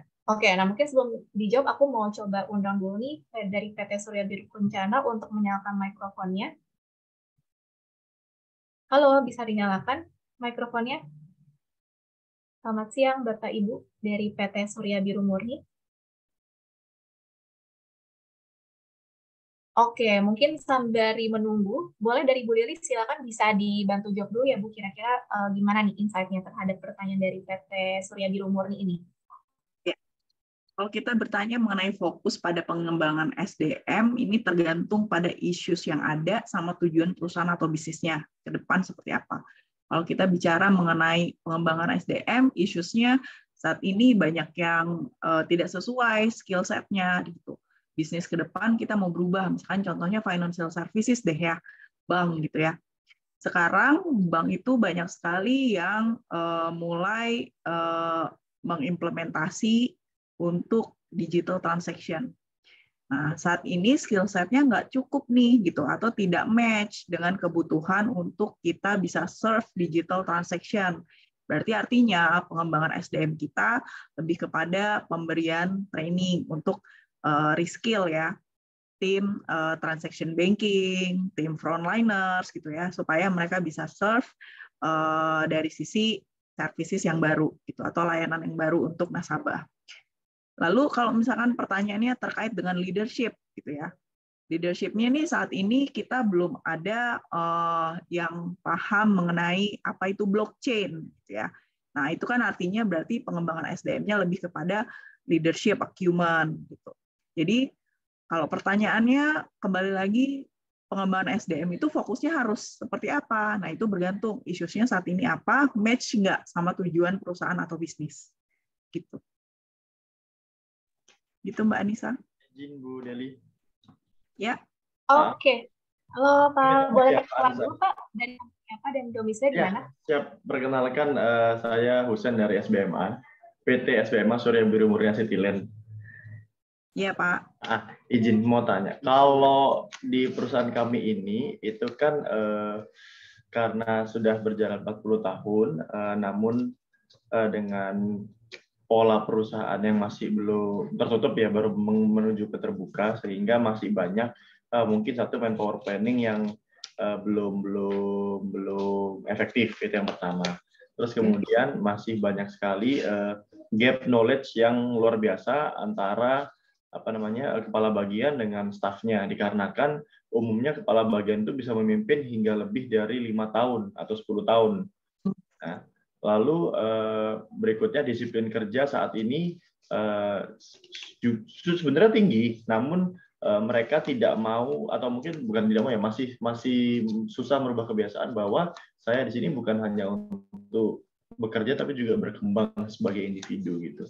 Nah, jadi kalau dengan tadi mungkin bisa lebih spesifik arah atau step by step pengembangannya bisa ke arah yang seperti apa gitu Ibu Delia. Demikian, terima kasih. Ya, terima kasih pertanyaannya Pak Hussein. Ini praktikal banget ya terkait dengan isu-nya. Jadi ada 3 isu ya Pak. Yang pertama itu MPP, gap knowledge, dan yang terakhir adalah terkait dengan budaya atau disiplin gitu ya. Nah, kalau terkait dengan MPP, Pak Hussein, mungkin perlu dilihat lagi kalau kita sebutnya strategic workforce planning gitu ya. Nah, strategic workforce planning ini untuk melihat dari sisi 5S Pak gitu ya, termasuk size, shape, size gitu ya, dan yang lain-lain. Nah, untuk yang terkait dengan size kalau yang Bapak sampaikan gitu ya, ini perlu dilihat apakah isu-nya itu memang betul kepada jumlah karyawan atau sebetulnya ketidaktepatan yang tadi Pak, right people in right positions gitu. Nah, itu yang perlu dilihat kembali, apakah kebutuhan bisnis itu betul-betul sudah dijawab oleh HR dengan menempatkan orang yang tepat gitu. Nah, kalau jawabannya adalah jumlahnya tepat gitu ya, secara productivity juga sudah pas gitu ya. Berarti isu-nya adalah lebih kepada pengembangan talenta gitu, bukan kepada rekrutmen people yang lebih banyak. Baik. Yang kedua terkait dengan gap knowledge antara yang usianya ini apa ya, yang tenor kerjanya lebih lama dengan yang new hire ya Pak, dengan betul, yang youngster. Oke, mungkin kalau boleh saya sharing Pak terkait dengan gap knowledge ini, memang sudah ada beberapa program gitu ya yang dibuat. Yang pertama adalah mentoring program. Mentoring program itu mentornya itu adalah para seniors gitu ya Pak, yang posisinya memang sudah di level senior management gitu ya, dengan si coaching-nya itu yang new hire atau yang youngster-nya. Itu yang pertama untuk mentoring program. Yang kedua, di beberapa industri Pak sudah membuat namanya manajemen development program. Nah, manajemen development program ini yang nanti bisa mengakselerasi yang new hire maupun yang youngster gitu ya, karyawan-karyawan muda, untuk dia bisa accelerate gitu di posisi yang senior dalam waktu yang lebih relatif lebih cepat gitu. Itu untuk yang terkait dengan gap knowledge, Pak. Nah, untuk yang ketiga, itu memang perlu ada penyesuaian antara values dan key behaviors. Jadi memang perlu ada program budaya, Pak, gitu. Isu-nya di mana nih antara kedisiplinan atau memang isu-nya itu lebih kepada tidak ada trigger yang memotivate mereka supaya bisa sesuai dengan governance yang dimiliki oleh perusahaan, gitu, Pak. Jadi memang untuk program budaya ini, karena kalau kita bilang disiplin ini kan sangat mendasar ya, artinya lebih kepada behaviors gitu. Apakah antara values, key behaviors itu betul-betul sudah masuk Pak ke dalam mindset karyawan dan sudah masuk ke dalam KPI perusahaan gitu. Kira-kira seperti itu Pak Hussein. Baik, terima kasih Bu Deli. Ya, sama-sama Pak. Oke, terima kasih kembali Pak Husain, semoga menjawab ya. Terima kasih juga Bu Deli untuk penjabarannya, penjelasannya, semoga menjawab juga nih untuk teman-teman lainnya yang bertanya hal yang sama. Oke, thank you Bu Deli. Kita coba next ke pertanyaan berikutnya. Nah, ini seputar untuk Mekari Talenta nih, mungkin yang bisa dibantu jawab oleh Kak Olive. Nah, ini ada pertanyaan dari Bapak atau Ibu Denis. Jadi pertanyaan seperti ini, aku coba bacakan dulu. Custom dashboard ini maksudnya apa ya? Ketika diklik hanya muncul request dashboard. Apakah jika di-request nanti akan dibuatkan oleh tim talenta? Nah, terkait hal ini sebetulnya tadi aku juga sempat lihat ya beberapa pertanyaan itu juga mirip, banyak yang menanyakan hal yang sama. Mungkin dari Kak Olive bisa infokan juga ya kira-kira custom dashboard ini untuk bisa menggunakannya itu harus seperti apa? Apakah harus ada aktivasi dulu dan sebagainya? Dan juga mungkin tadi karena ada juga lumayan banyak pertanyaan yang menanyakan tentang harga atau sebagainya, mungkin dari Kak Olive bisa infokan juga gitu ya. Silakan Kak Olive. Oke, Nisa. Oke, Pak Denis ya. Jadi untuk custom dashboard itu emang kita ngasihnya ngisi form, nanti diisi kayak sesuai kebutuhannya Bapak atau dari teman-teman lain tuh kayak gimana. Nanti tim kita akan nge-reach dan ngasih dan akan diskusi. Jadi kayak ada meeting requirement dulu untuk nanya kebutuhannya secara clear, jelas. Kemudian nanti tim kita yang akan ngebuat. Jadi kita akan bantu untuk membuat si custom dashboard tersebut sesuai kebutuhan. Nah, timnya nanti yang ngebantu tuh sebenarnya ada tim data, ada di balik layar, ada tim aku juga. Jadi kita ada 2 tim yang untuk ngebantuin bikin si custom dashboard tersebut gitu. Untuk harga, ya nanti sebenarnya sih ada additional cost, cuman harganya itu berapa gimana nanti akan dijelasin sama tim yang pertama kali ngehubungin Bapak, jadi dari AM kita gitu. Oke, berarti kalau misalkan disimpulkan untuk menggunakan custom dashboard ini itu perlu ada aktivasi dulu ya Kak, dan itu juga untuk kebutuhannya seperti apa itu bisa teman-teman diskusikan gitu ya, yang jelas bisa disesuaikan dengan kebutuhan yang memang dibutuhkan oleh perusahaan masing-masing. Nanti dari tim talenta akan bantu buatkan custom dashboard-nya. Oke, dan untuk additional cost itu juga nanti itu bisa didiskusikan dengan tim berkaitan ya, Kak Olive. Jadi mungkin aku ingin infokan juga untuk teman-teman atau Bapak Ibu yang hadir pada webinar hari ini, jika memang tertarik atau mungkin ingin nih berdiskusi lebih lanjut tentang custom dashboard ataupun Talenta Insight Plus lainnya, silakan Bapak Ibu bisa mengisikan feedback form. Nanti dari sana jika memang Bapak Ibu tertarik, dari tim Talenta akan menghubungi lebih lanjut. Gitu. Jadi pastikan Bapak Ibu sudah mengisikan ketertarikan atau kebutuhan lainnya di feedback form kami. Oke, thank you Kak Olive untuk jawabannya. Kita coba next ke pertanyaan berikutnya. Ini ada dari, ini cukup banyak di-upload juga nih oleh 6 orang. Mungkin ini bisa dibantu jawab oleh Bu Deli ya. Ini pertanyaan dari Ibu Wulan. Jadi pertanyaan seperti ini Bu Deli, aku coba bacakan dulu ya. Dari data yang disajikan tadi, pengaruh kenaikan gaji bisa membuat karyawan tetap stay di perusahaan hanya sekitar 20%. Selanjutnya, 80% merupakan faktor X yang harus digali. Bagaimana dan metode apa yang paling tepat untuk bisa mengetahui faktor X tersebut? Oke, terkait hal ini mungkin bisa dibantu jawab, Bu Deli. Silakan. Ya. Pertanyaan dari bulan ya tadi ya? Ya, betul. Ya. Jadi untuk 80% gap tersebut gitu ya, itu perlu kita ambil dari data yang lain Bu Ulan gitu.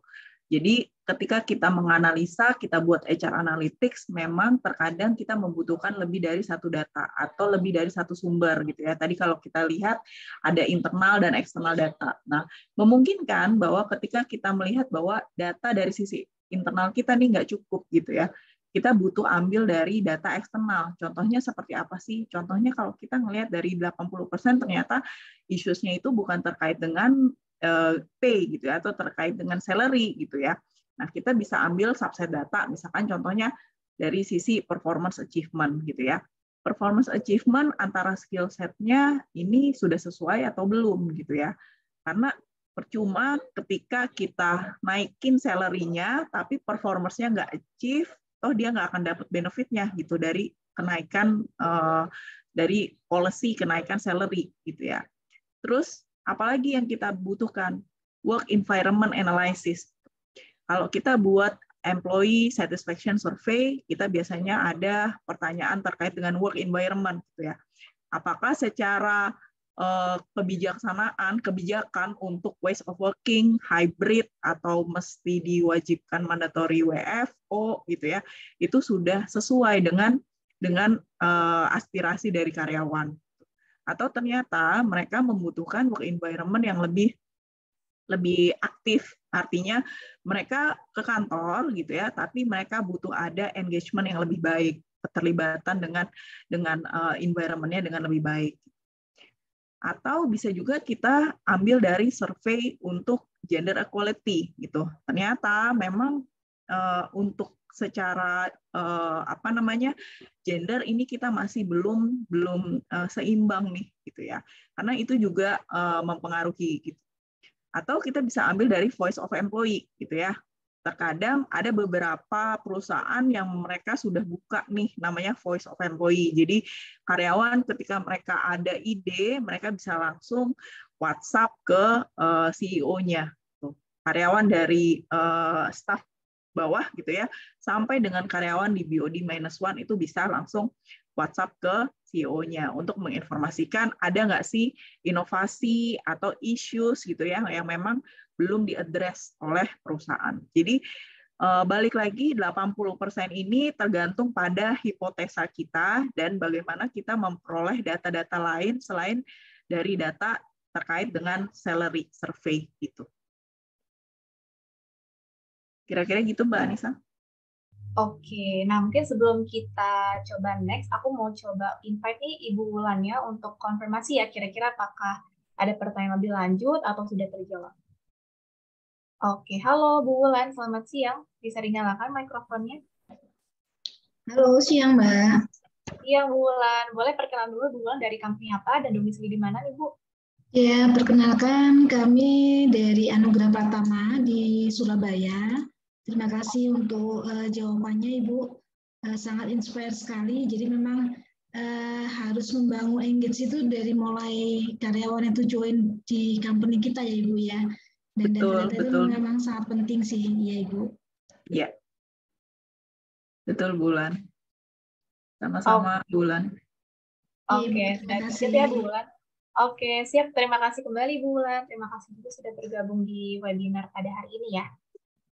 Oke, thank you Bu Deli untuk jawabannya. Semoga terjawab juga ya untuk teman-teman lainnya, karena tadi pertanyaan Bu Wulan ini juga di-upload oleh 6 orang lainnya. Gitu. Oke, mungkin kita coba next ke pertanyaan berikutnya. Oh ya, aku ingin menginfokan lagi teman-teman, jadi saat ini kita sudah menjawab beberapa pertanyaan secara live ataupun typing. Nah, untuk pertanyaan yang dijawab secara typing, teman-teman bisa lihat juga di kolom answer. Nah, di sana sudah muncul semua pertanyaan yang kita jawab, yang sudah dijawab oleh tim Conferry maupun tim Talenta secara typing. Jadi teman-teman bisa cek di sana juga ya pertanyaannya. Oke, mungkin ini aku mau coba jawab pertanyaan dari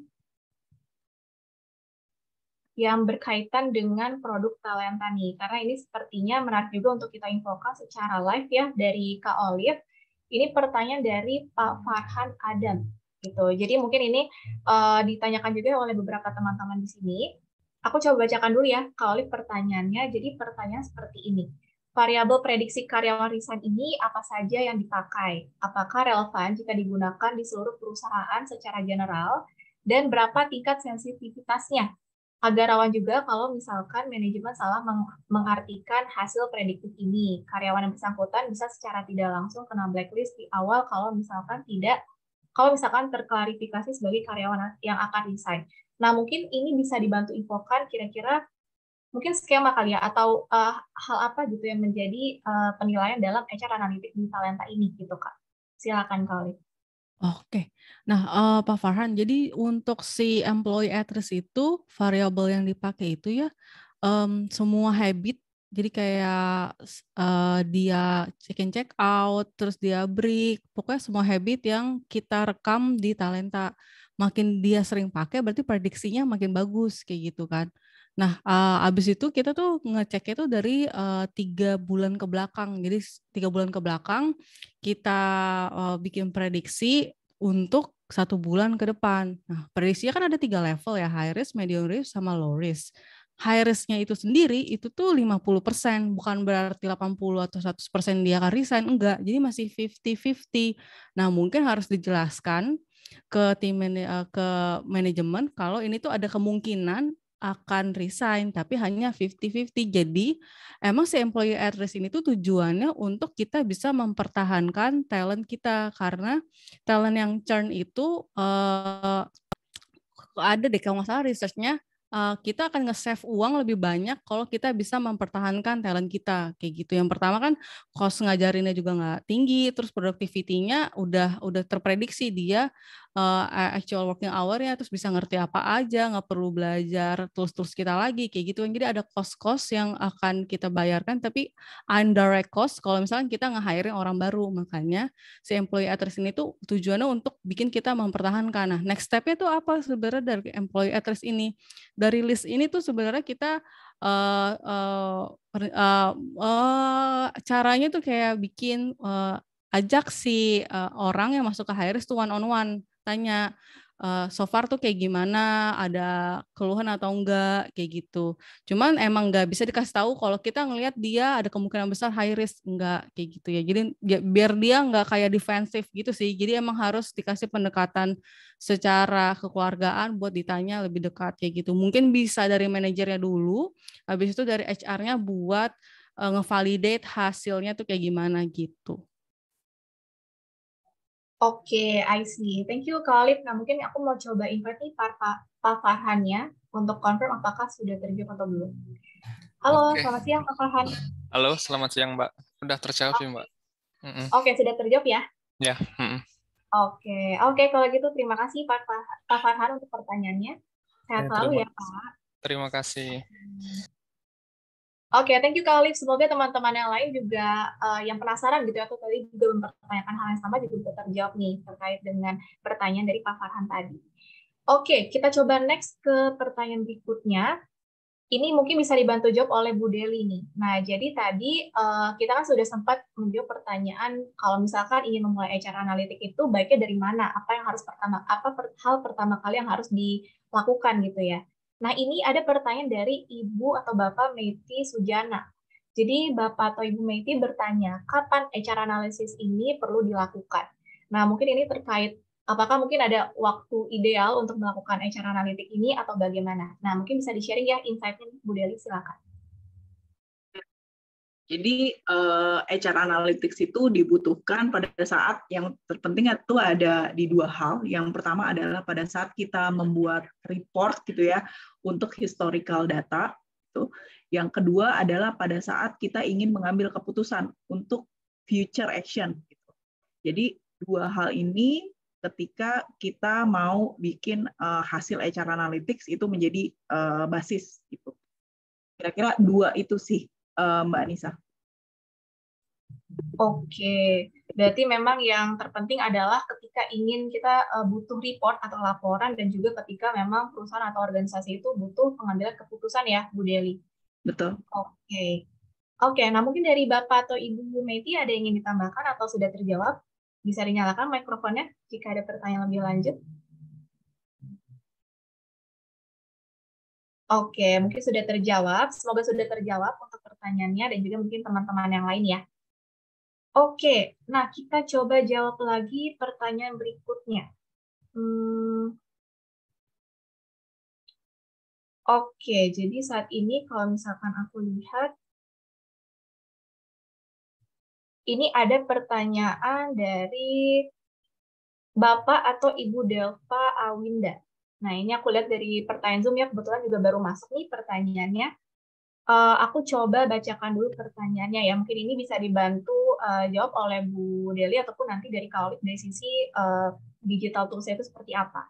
Pertanyaan seperti ini. Tadi dikatakan bukan hanya membutuhkan aplikasi yang mumpuni dalam menganalisa data. Namun, SDM yang mumpuni juga dibutuhkan. Bagaimana cara efektif untuk perusahaan yang saat ini masih di posisi collecting data untuk sampai di posisi analitik, sedangkan data internal di perusahaan sulit untuk didapatkan. Oke, terkait hal ini mungkin bisa disampaikan insight-nya dari Bu Deli. Ya.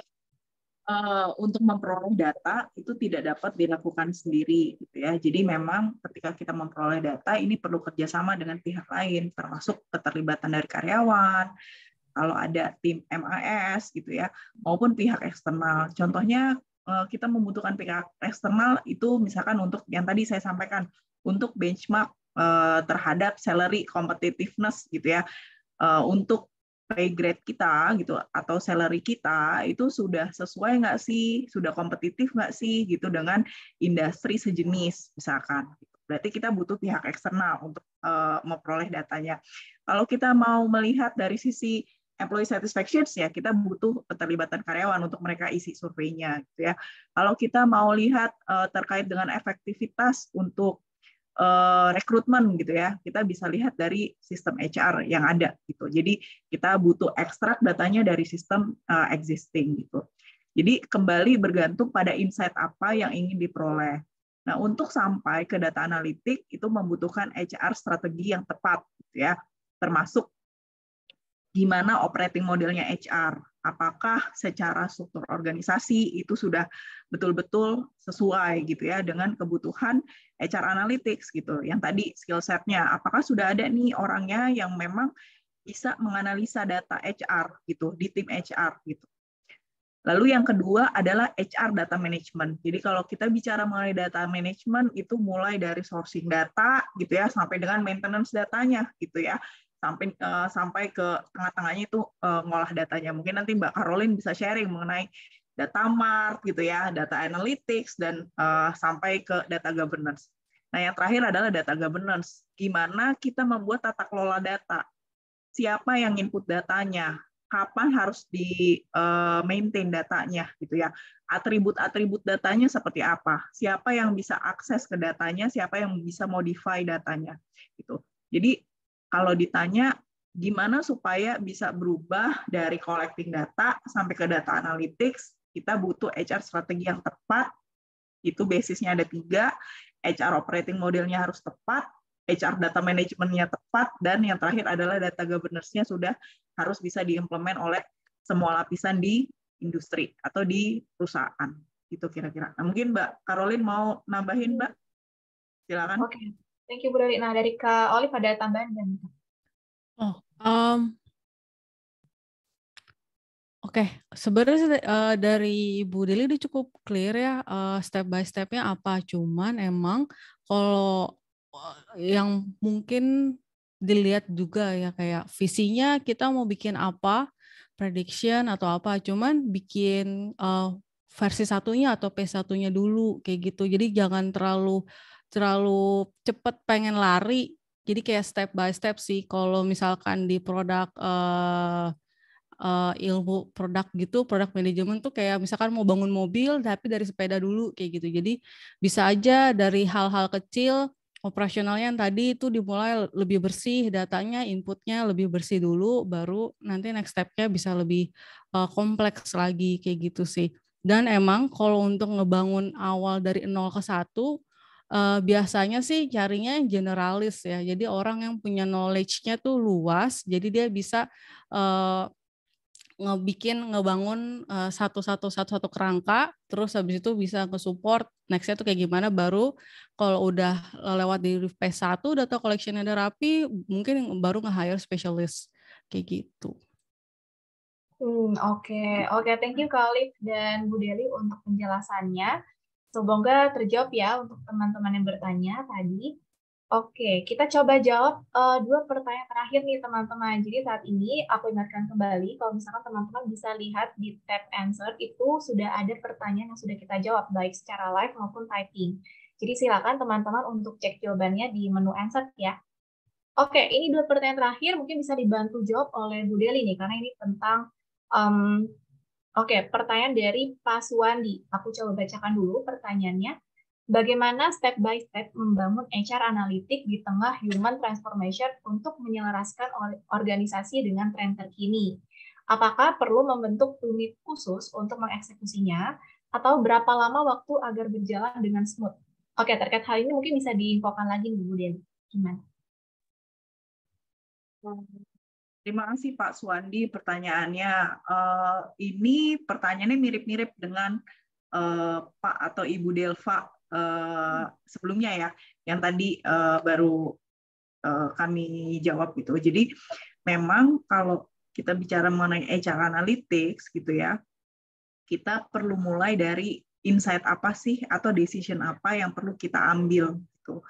Nah, dari sini kita bisa tidak perlu membentuk tim khusus, tadi seperti yang disampaikan oleh Mbak Olive gitu ya, kita bisa mulai dari hal kecil dulu. Contohnya, ketika kita mau melihat engagement employee itu seperti apa sih sekarang gitu, apakah mereka engage, mereka disengage, atau mereka ada input-input lain nih terkait dengan engagement gitu ya.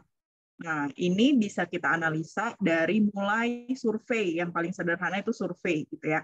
Survei hasilnya bisa kita analisa melalui worksheet, Excel, atau kalau kita pakai software yang gratisan gitu ya, pakai Qualtrics atau kita pakai Monkey Survey gitu ya.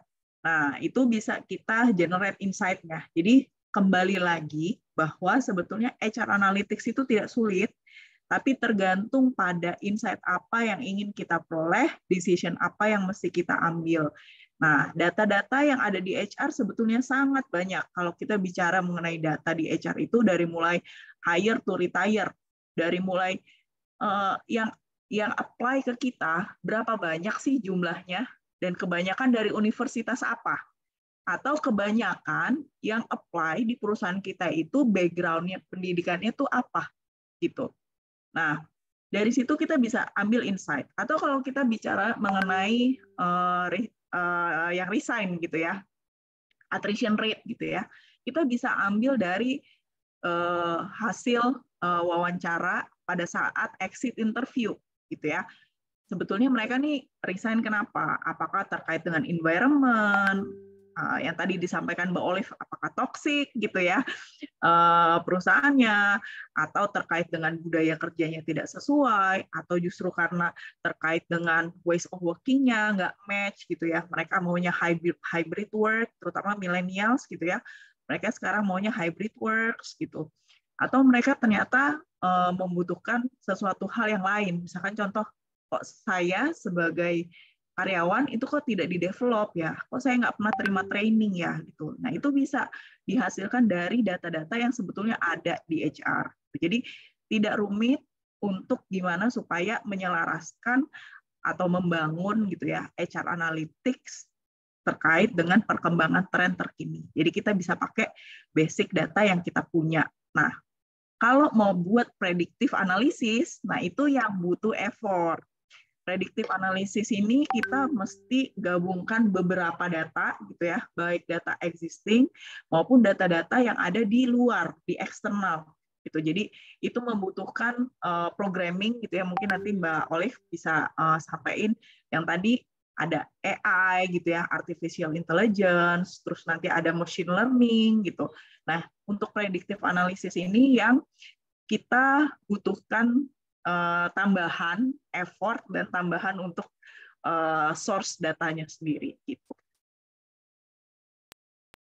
Oke, terima kasih Bu Deli. Mungkin aku mau coba make sure juga nih ke Pak Suwandinya karena masih ada di room. Halo, selamat siang Pak Suwandi, bisa dinyalakan mikrofonnya? Halo, selamat siang Pak Suwandi. Oke, mungkin sudah away, tapi nggak apa-apa. Jadi Bu Deli, terima kasih ya untuk penjelasannya. Semoga tadi apa yang sudah disampaikan Bu Deli bisa terjawab juga nih untuk Pak Suwandi dan juga teman-teman lainnya. Gitu. Oke, teman-teman, jadi saat ini kita sudah hampir ini ya menjawab seluruh pertanyaan. Ini mungkin bisa ada satu pertanyaan lagi, mungkin bisa jadi insight baru yang bisa didapatkan juga nih dari speaker kita. Oke. It's okay Pak Suwandi, semoga terjawab ya untuk pertanyaannya. Oke, nah Bu Deli ini mungkin pertanyaan terakhir dari teman-teman yang hadir hari ini. Jadi ini pertanyaan dari Ibu Nana. Aku coba bacakan dulu pertanyaannya. Siang, saya Nana dari PT Lajunta Nurva Sejahtera Indonesia. Bagaimana cara perusahaan bisa meningkatkan keunggulan SDM untuk semakin kompetitif? Oke, terkait hal ini mungkin bisa di-share lagi nih Bu Deli, kira-kira insight apa sih yang bisa teman-teman HR semua tahu di sini. Silakan. Sorry, pertanyaannya gimana Mbak Anissa? Soalnya nggak ada di Google Sheet. Oke. Jadi pertanyaan seperti ini, bagaimana cara perusahaan meningkatkan keunggulan SDM untuk semakin kompetitif? Gitu pertanyaan. Oke. Nah, mungkin pertanyaannya lebih kepada dari sisi SDM apa gitu ya yang ingin dilihat nih, aspek SDM apa yang ingin dilihat. Kalau kita bicara mengenai aspek SDM ini banyak ya gitu, ada terkait dengan skill set gitu ya. Kalau kita ngelihat secara skill set di luar, benchmarknya seperti apa sih? Kalau kita yang paling terlihat itu industri teknologi gitu ya. Kalau kita di industri teknologi yang terus berkembang gitu ya, kita mungkin saat ini lebih kepada teknologinya, lebih kepada financial services gitu ya. Nah, di luar seperti apa kalau kita bandingkan dengan skill set-nya di bank digital gitu. atau kita bandingkan dengan e-commerce, atau kita bandingkan dengan P2P lending gitu. Nah, skill set-nya berbeda. Kalau dari aspek remunerasi gitu ya, kita bisa lihat dari sisi competitiveness, benchmark dengan industri sejenis. Tuh. Dengan industri misalkan sama-sama logistik nih gitu, perusahaan logistik A kompetitif nggak sih gajinya dengan perusahaan logistik B, C, D, dan yang lain-lain gitu. Lalu kalau kita bicara mengenai tentang kompetitif dari segi development program gitu ya, kita bisa lihat nih development program yang dibuat sama perusahaan sejenis itu seperti apa sih gitu. Nah, jadi kembali lagi aspek SDM apa yang ingin dilihat dari segi competitiveness-nya gitu. Oke. Nah, sebelum kita tutup sesi tanya jawabnya, ini karena Bu Nananya juga masih ada di room, aku coba invite juga ya. Siapa tahu dari Bu Nana ada yang ingin ditambahkan. Oke, halo, selamat siang Bu Nana. Bisa dinyalakan mikrofonnya? Iya, siang. Yang Ibu boleh perkenalan dulu Bu dari company apa dan domisilinya di mana nih Bu Nana? Iya, saya kenalin namanya Nana dari PT Laginta Nurva Sejahtera Indonesia dan kebetulan kantornya ada di Kota Balikpapan. Oke. Untuk pertanyaannya kira-kira sudah terjawab atau mungkin ada yang ingin diklarifikasi lebih lanjut nih Bu Nana? Terima kasih sebelumnya untuk pertanyaan, jawabannya sih sudah cukup.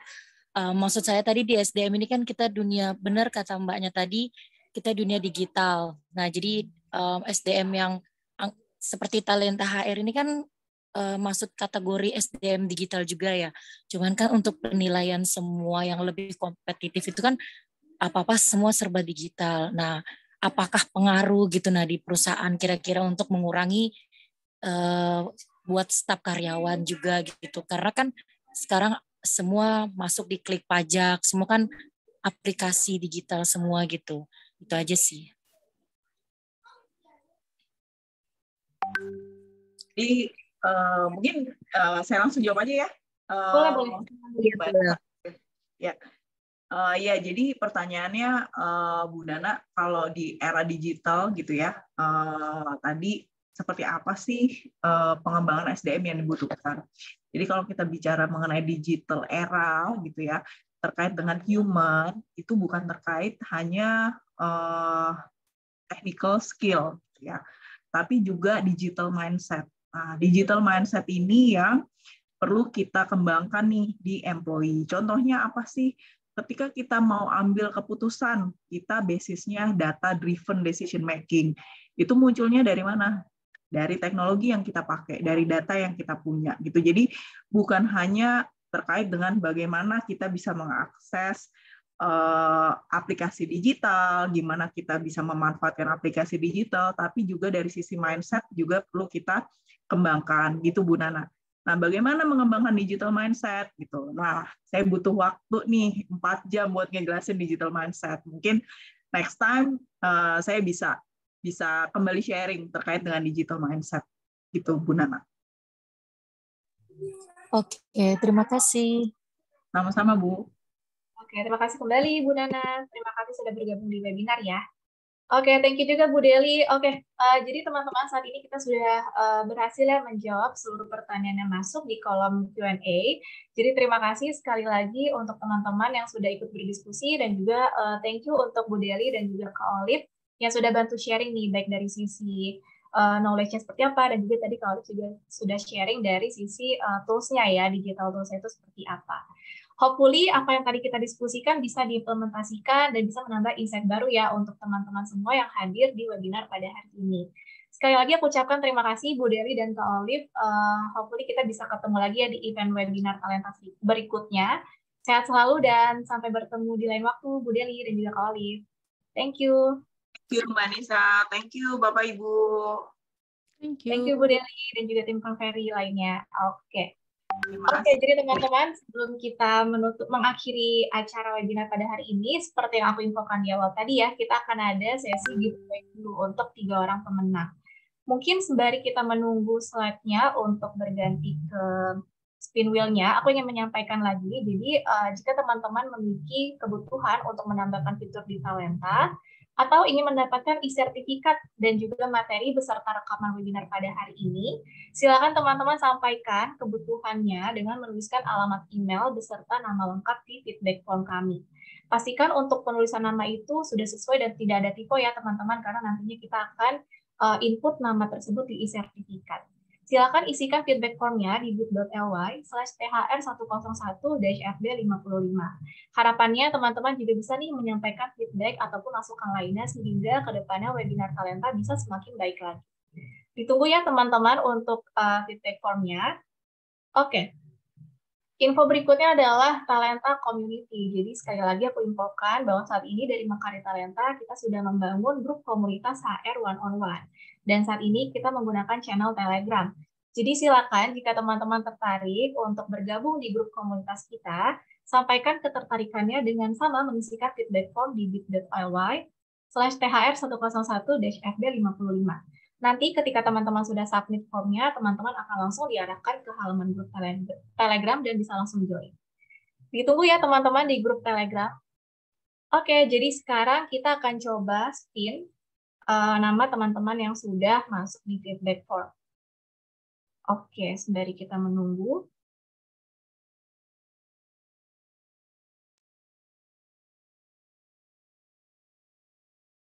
Oke, teman-teman, harusnya sudah bisa terlihat semua ya layarnya sekarang.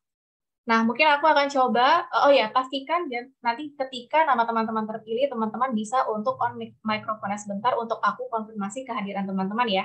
Karena jika dalam hitungan kelima, teman-teman belum bisa menyalakan mikrofon, akan dianggap hangus dan kita akan spin ke nama yang lain. Oke, boleh dimulai dalam hitungan ke 1, 2, 3.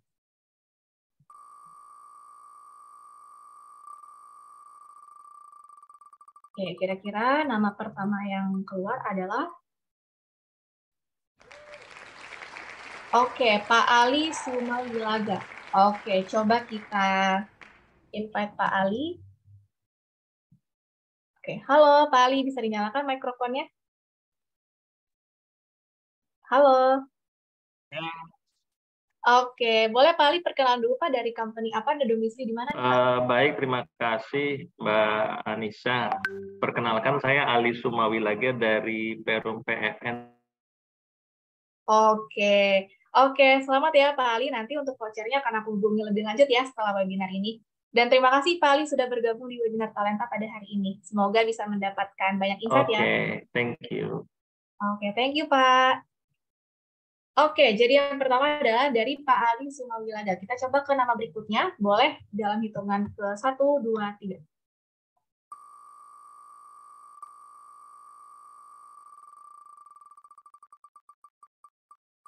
Oke, yang berikutnya adalah Pak Agus Adi Sanaputra. Oke, aku coba cari Pak Agus. Sayang sekali sebenarnya Pak Agus Adi Sanaputra sudah away nih teman-teman dari Zoom. Oke, mungkin kita bisa coba next ke nama berikutnya ya.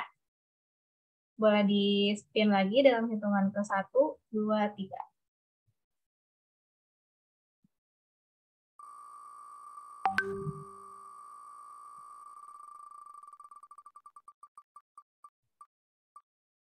Oke, yang berikutnya adalah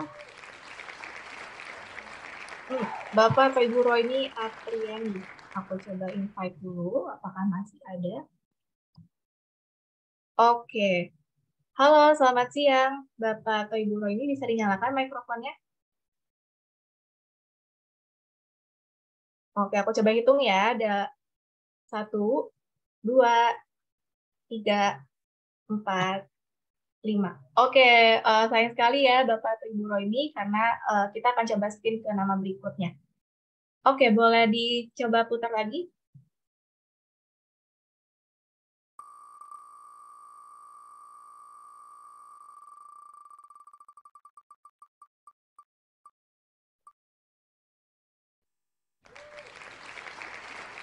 Oke, Ibu Pramita Salina. Coba kita cek. Oh, sayang sekali Bu Pramita juga sudah away. Oke, masih ada Mbak.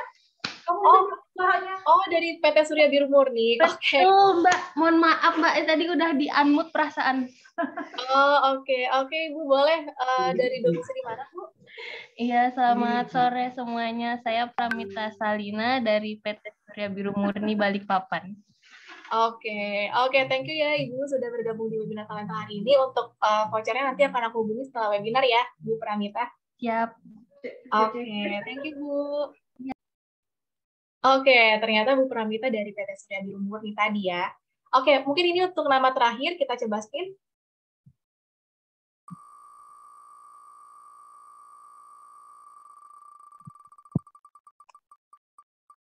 Oke, siapakah kira-kira yang akan mendapatkan voucher kita? Oke, dari Pak Resto Akbar. Nanti kita mulai dengan Pak Resto. Halo, selamat siang Pak Resto. Bisa dinyalakan mikrofonnya? Selamat siang, Mbak. Oke, boleh Pak, dari company apa dan domisili di mana nih Pak? Saya Kresto Akbar dari PT All Data Internasional di Jakarta, Mbak. Oke, aku juga sebetulnya sempat beberapa kali, ini ya Pak Kresto juga sudah bergabung di grup komunitas ya? Ngobrol kita ya. Iya, oke, thank you ya Pak sudah Thank you, bergabung Mbak. ini. Nanti akan aku bahas lebih lanjut. Thank you. Oke, sip. Thank you. Oke, terima kasih teman-teman semua. Jadi semoga kita bisa bertemu lagi di webinar Talenta berikutnya. Semoga apa yang kita diskusikan tadi bisa itu ya diimplementasikan juga untuk teman-teman sekalian. Sehat-sehat selalu dan sampai bertemu di webinar berikutnya ya teman-teman. Mohon maaf jika ada kekurangan. Akhir kata, selamat siang teman-teman semua.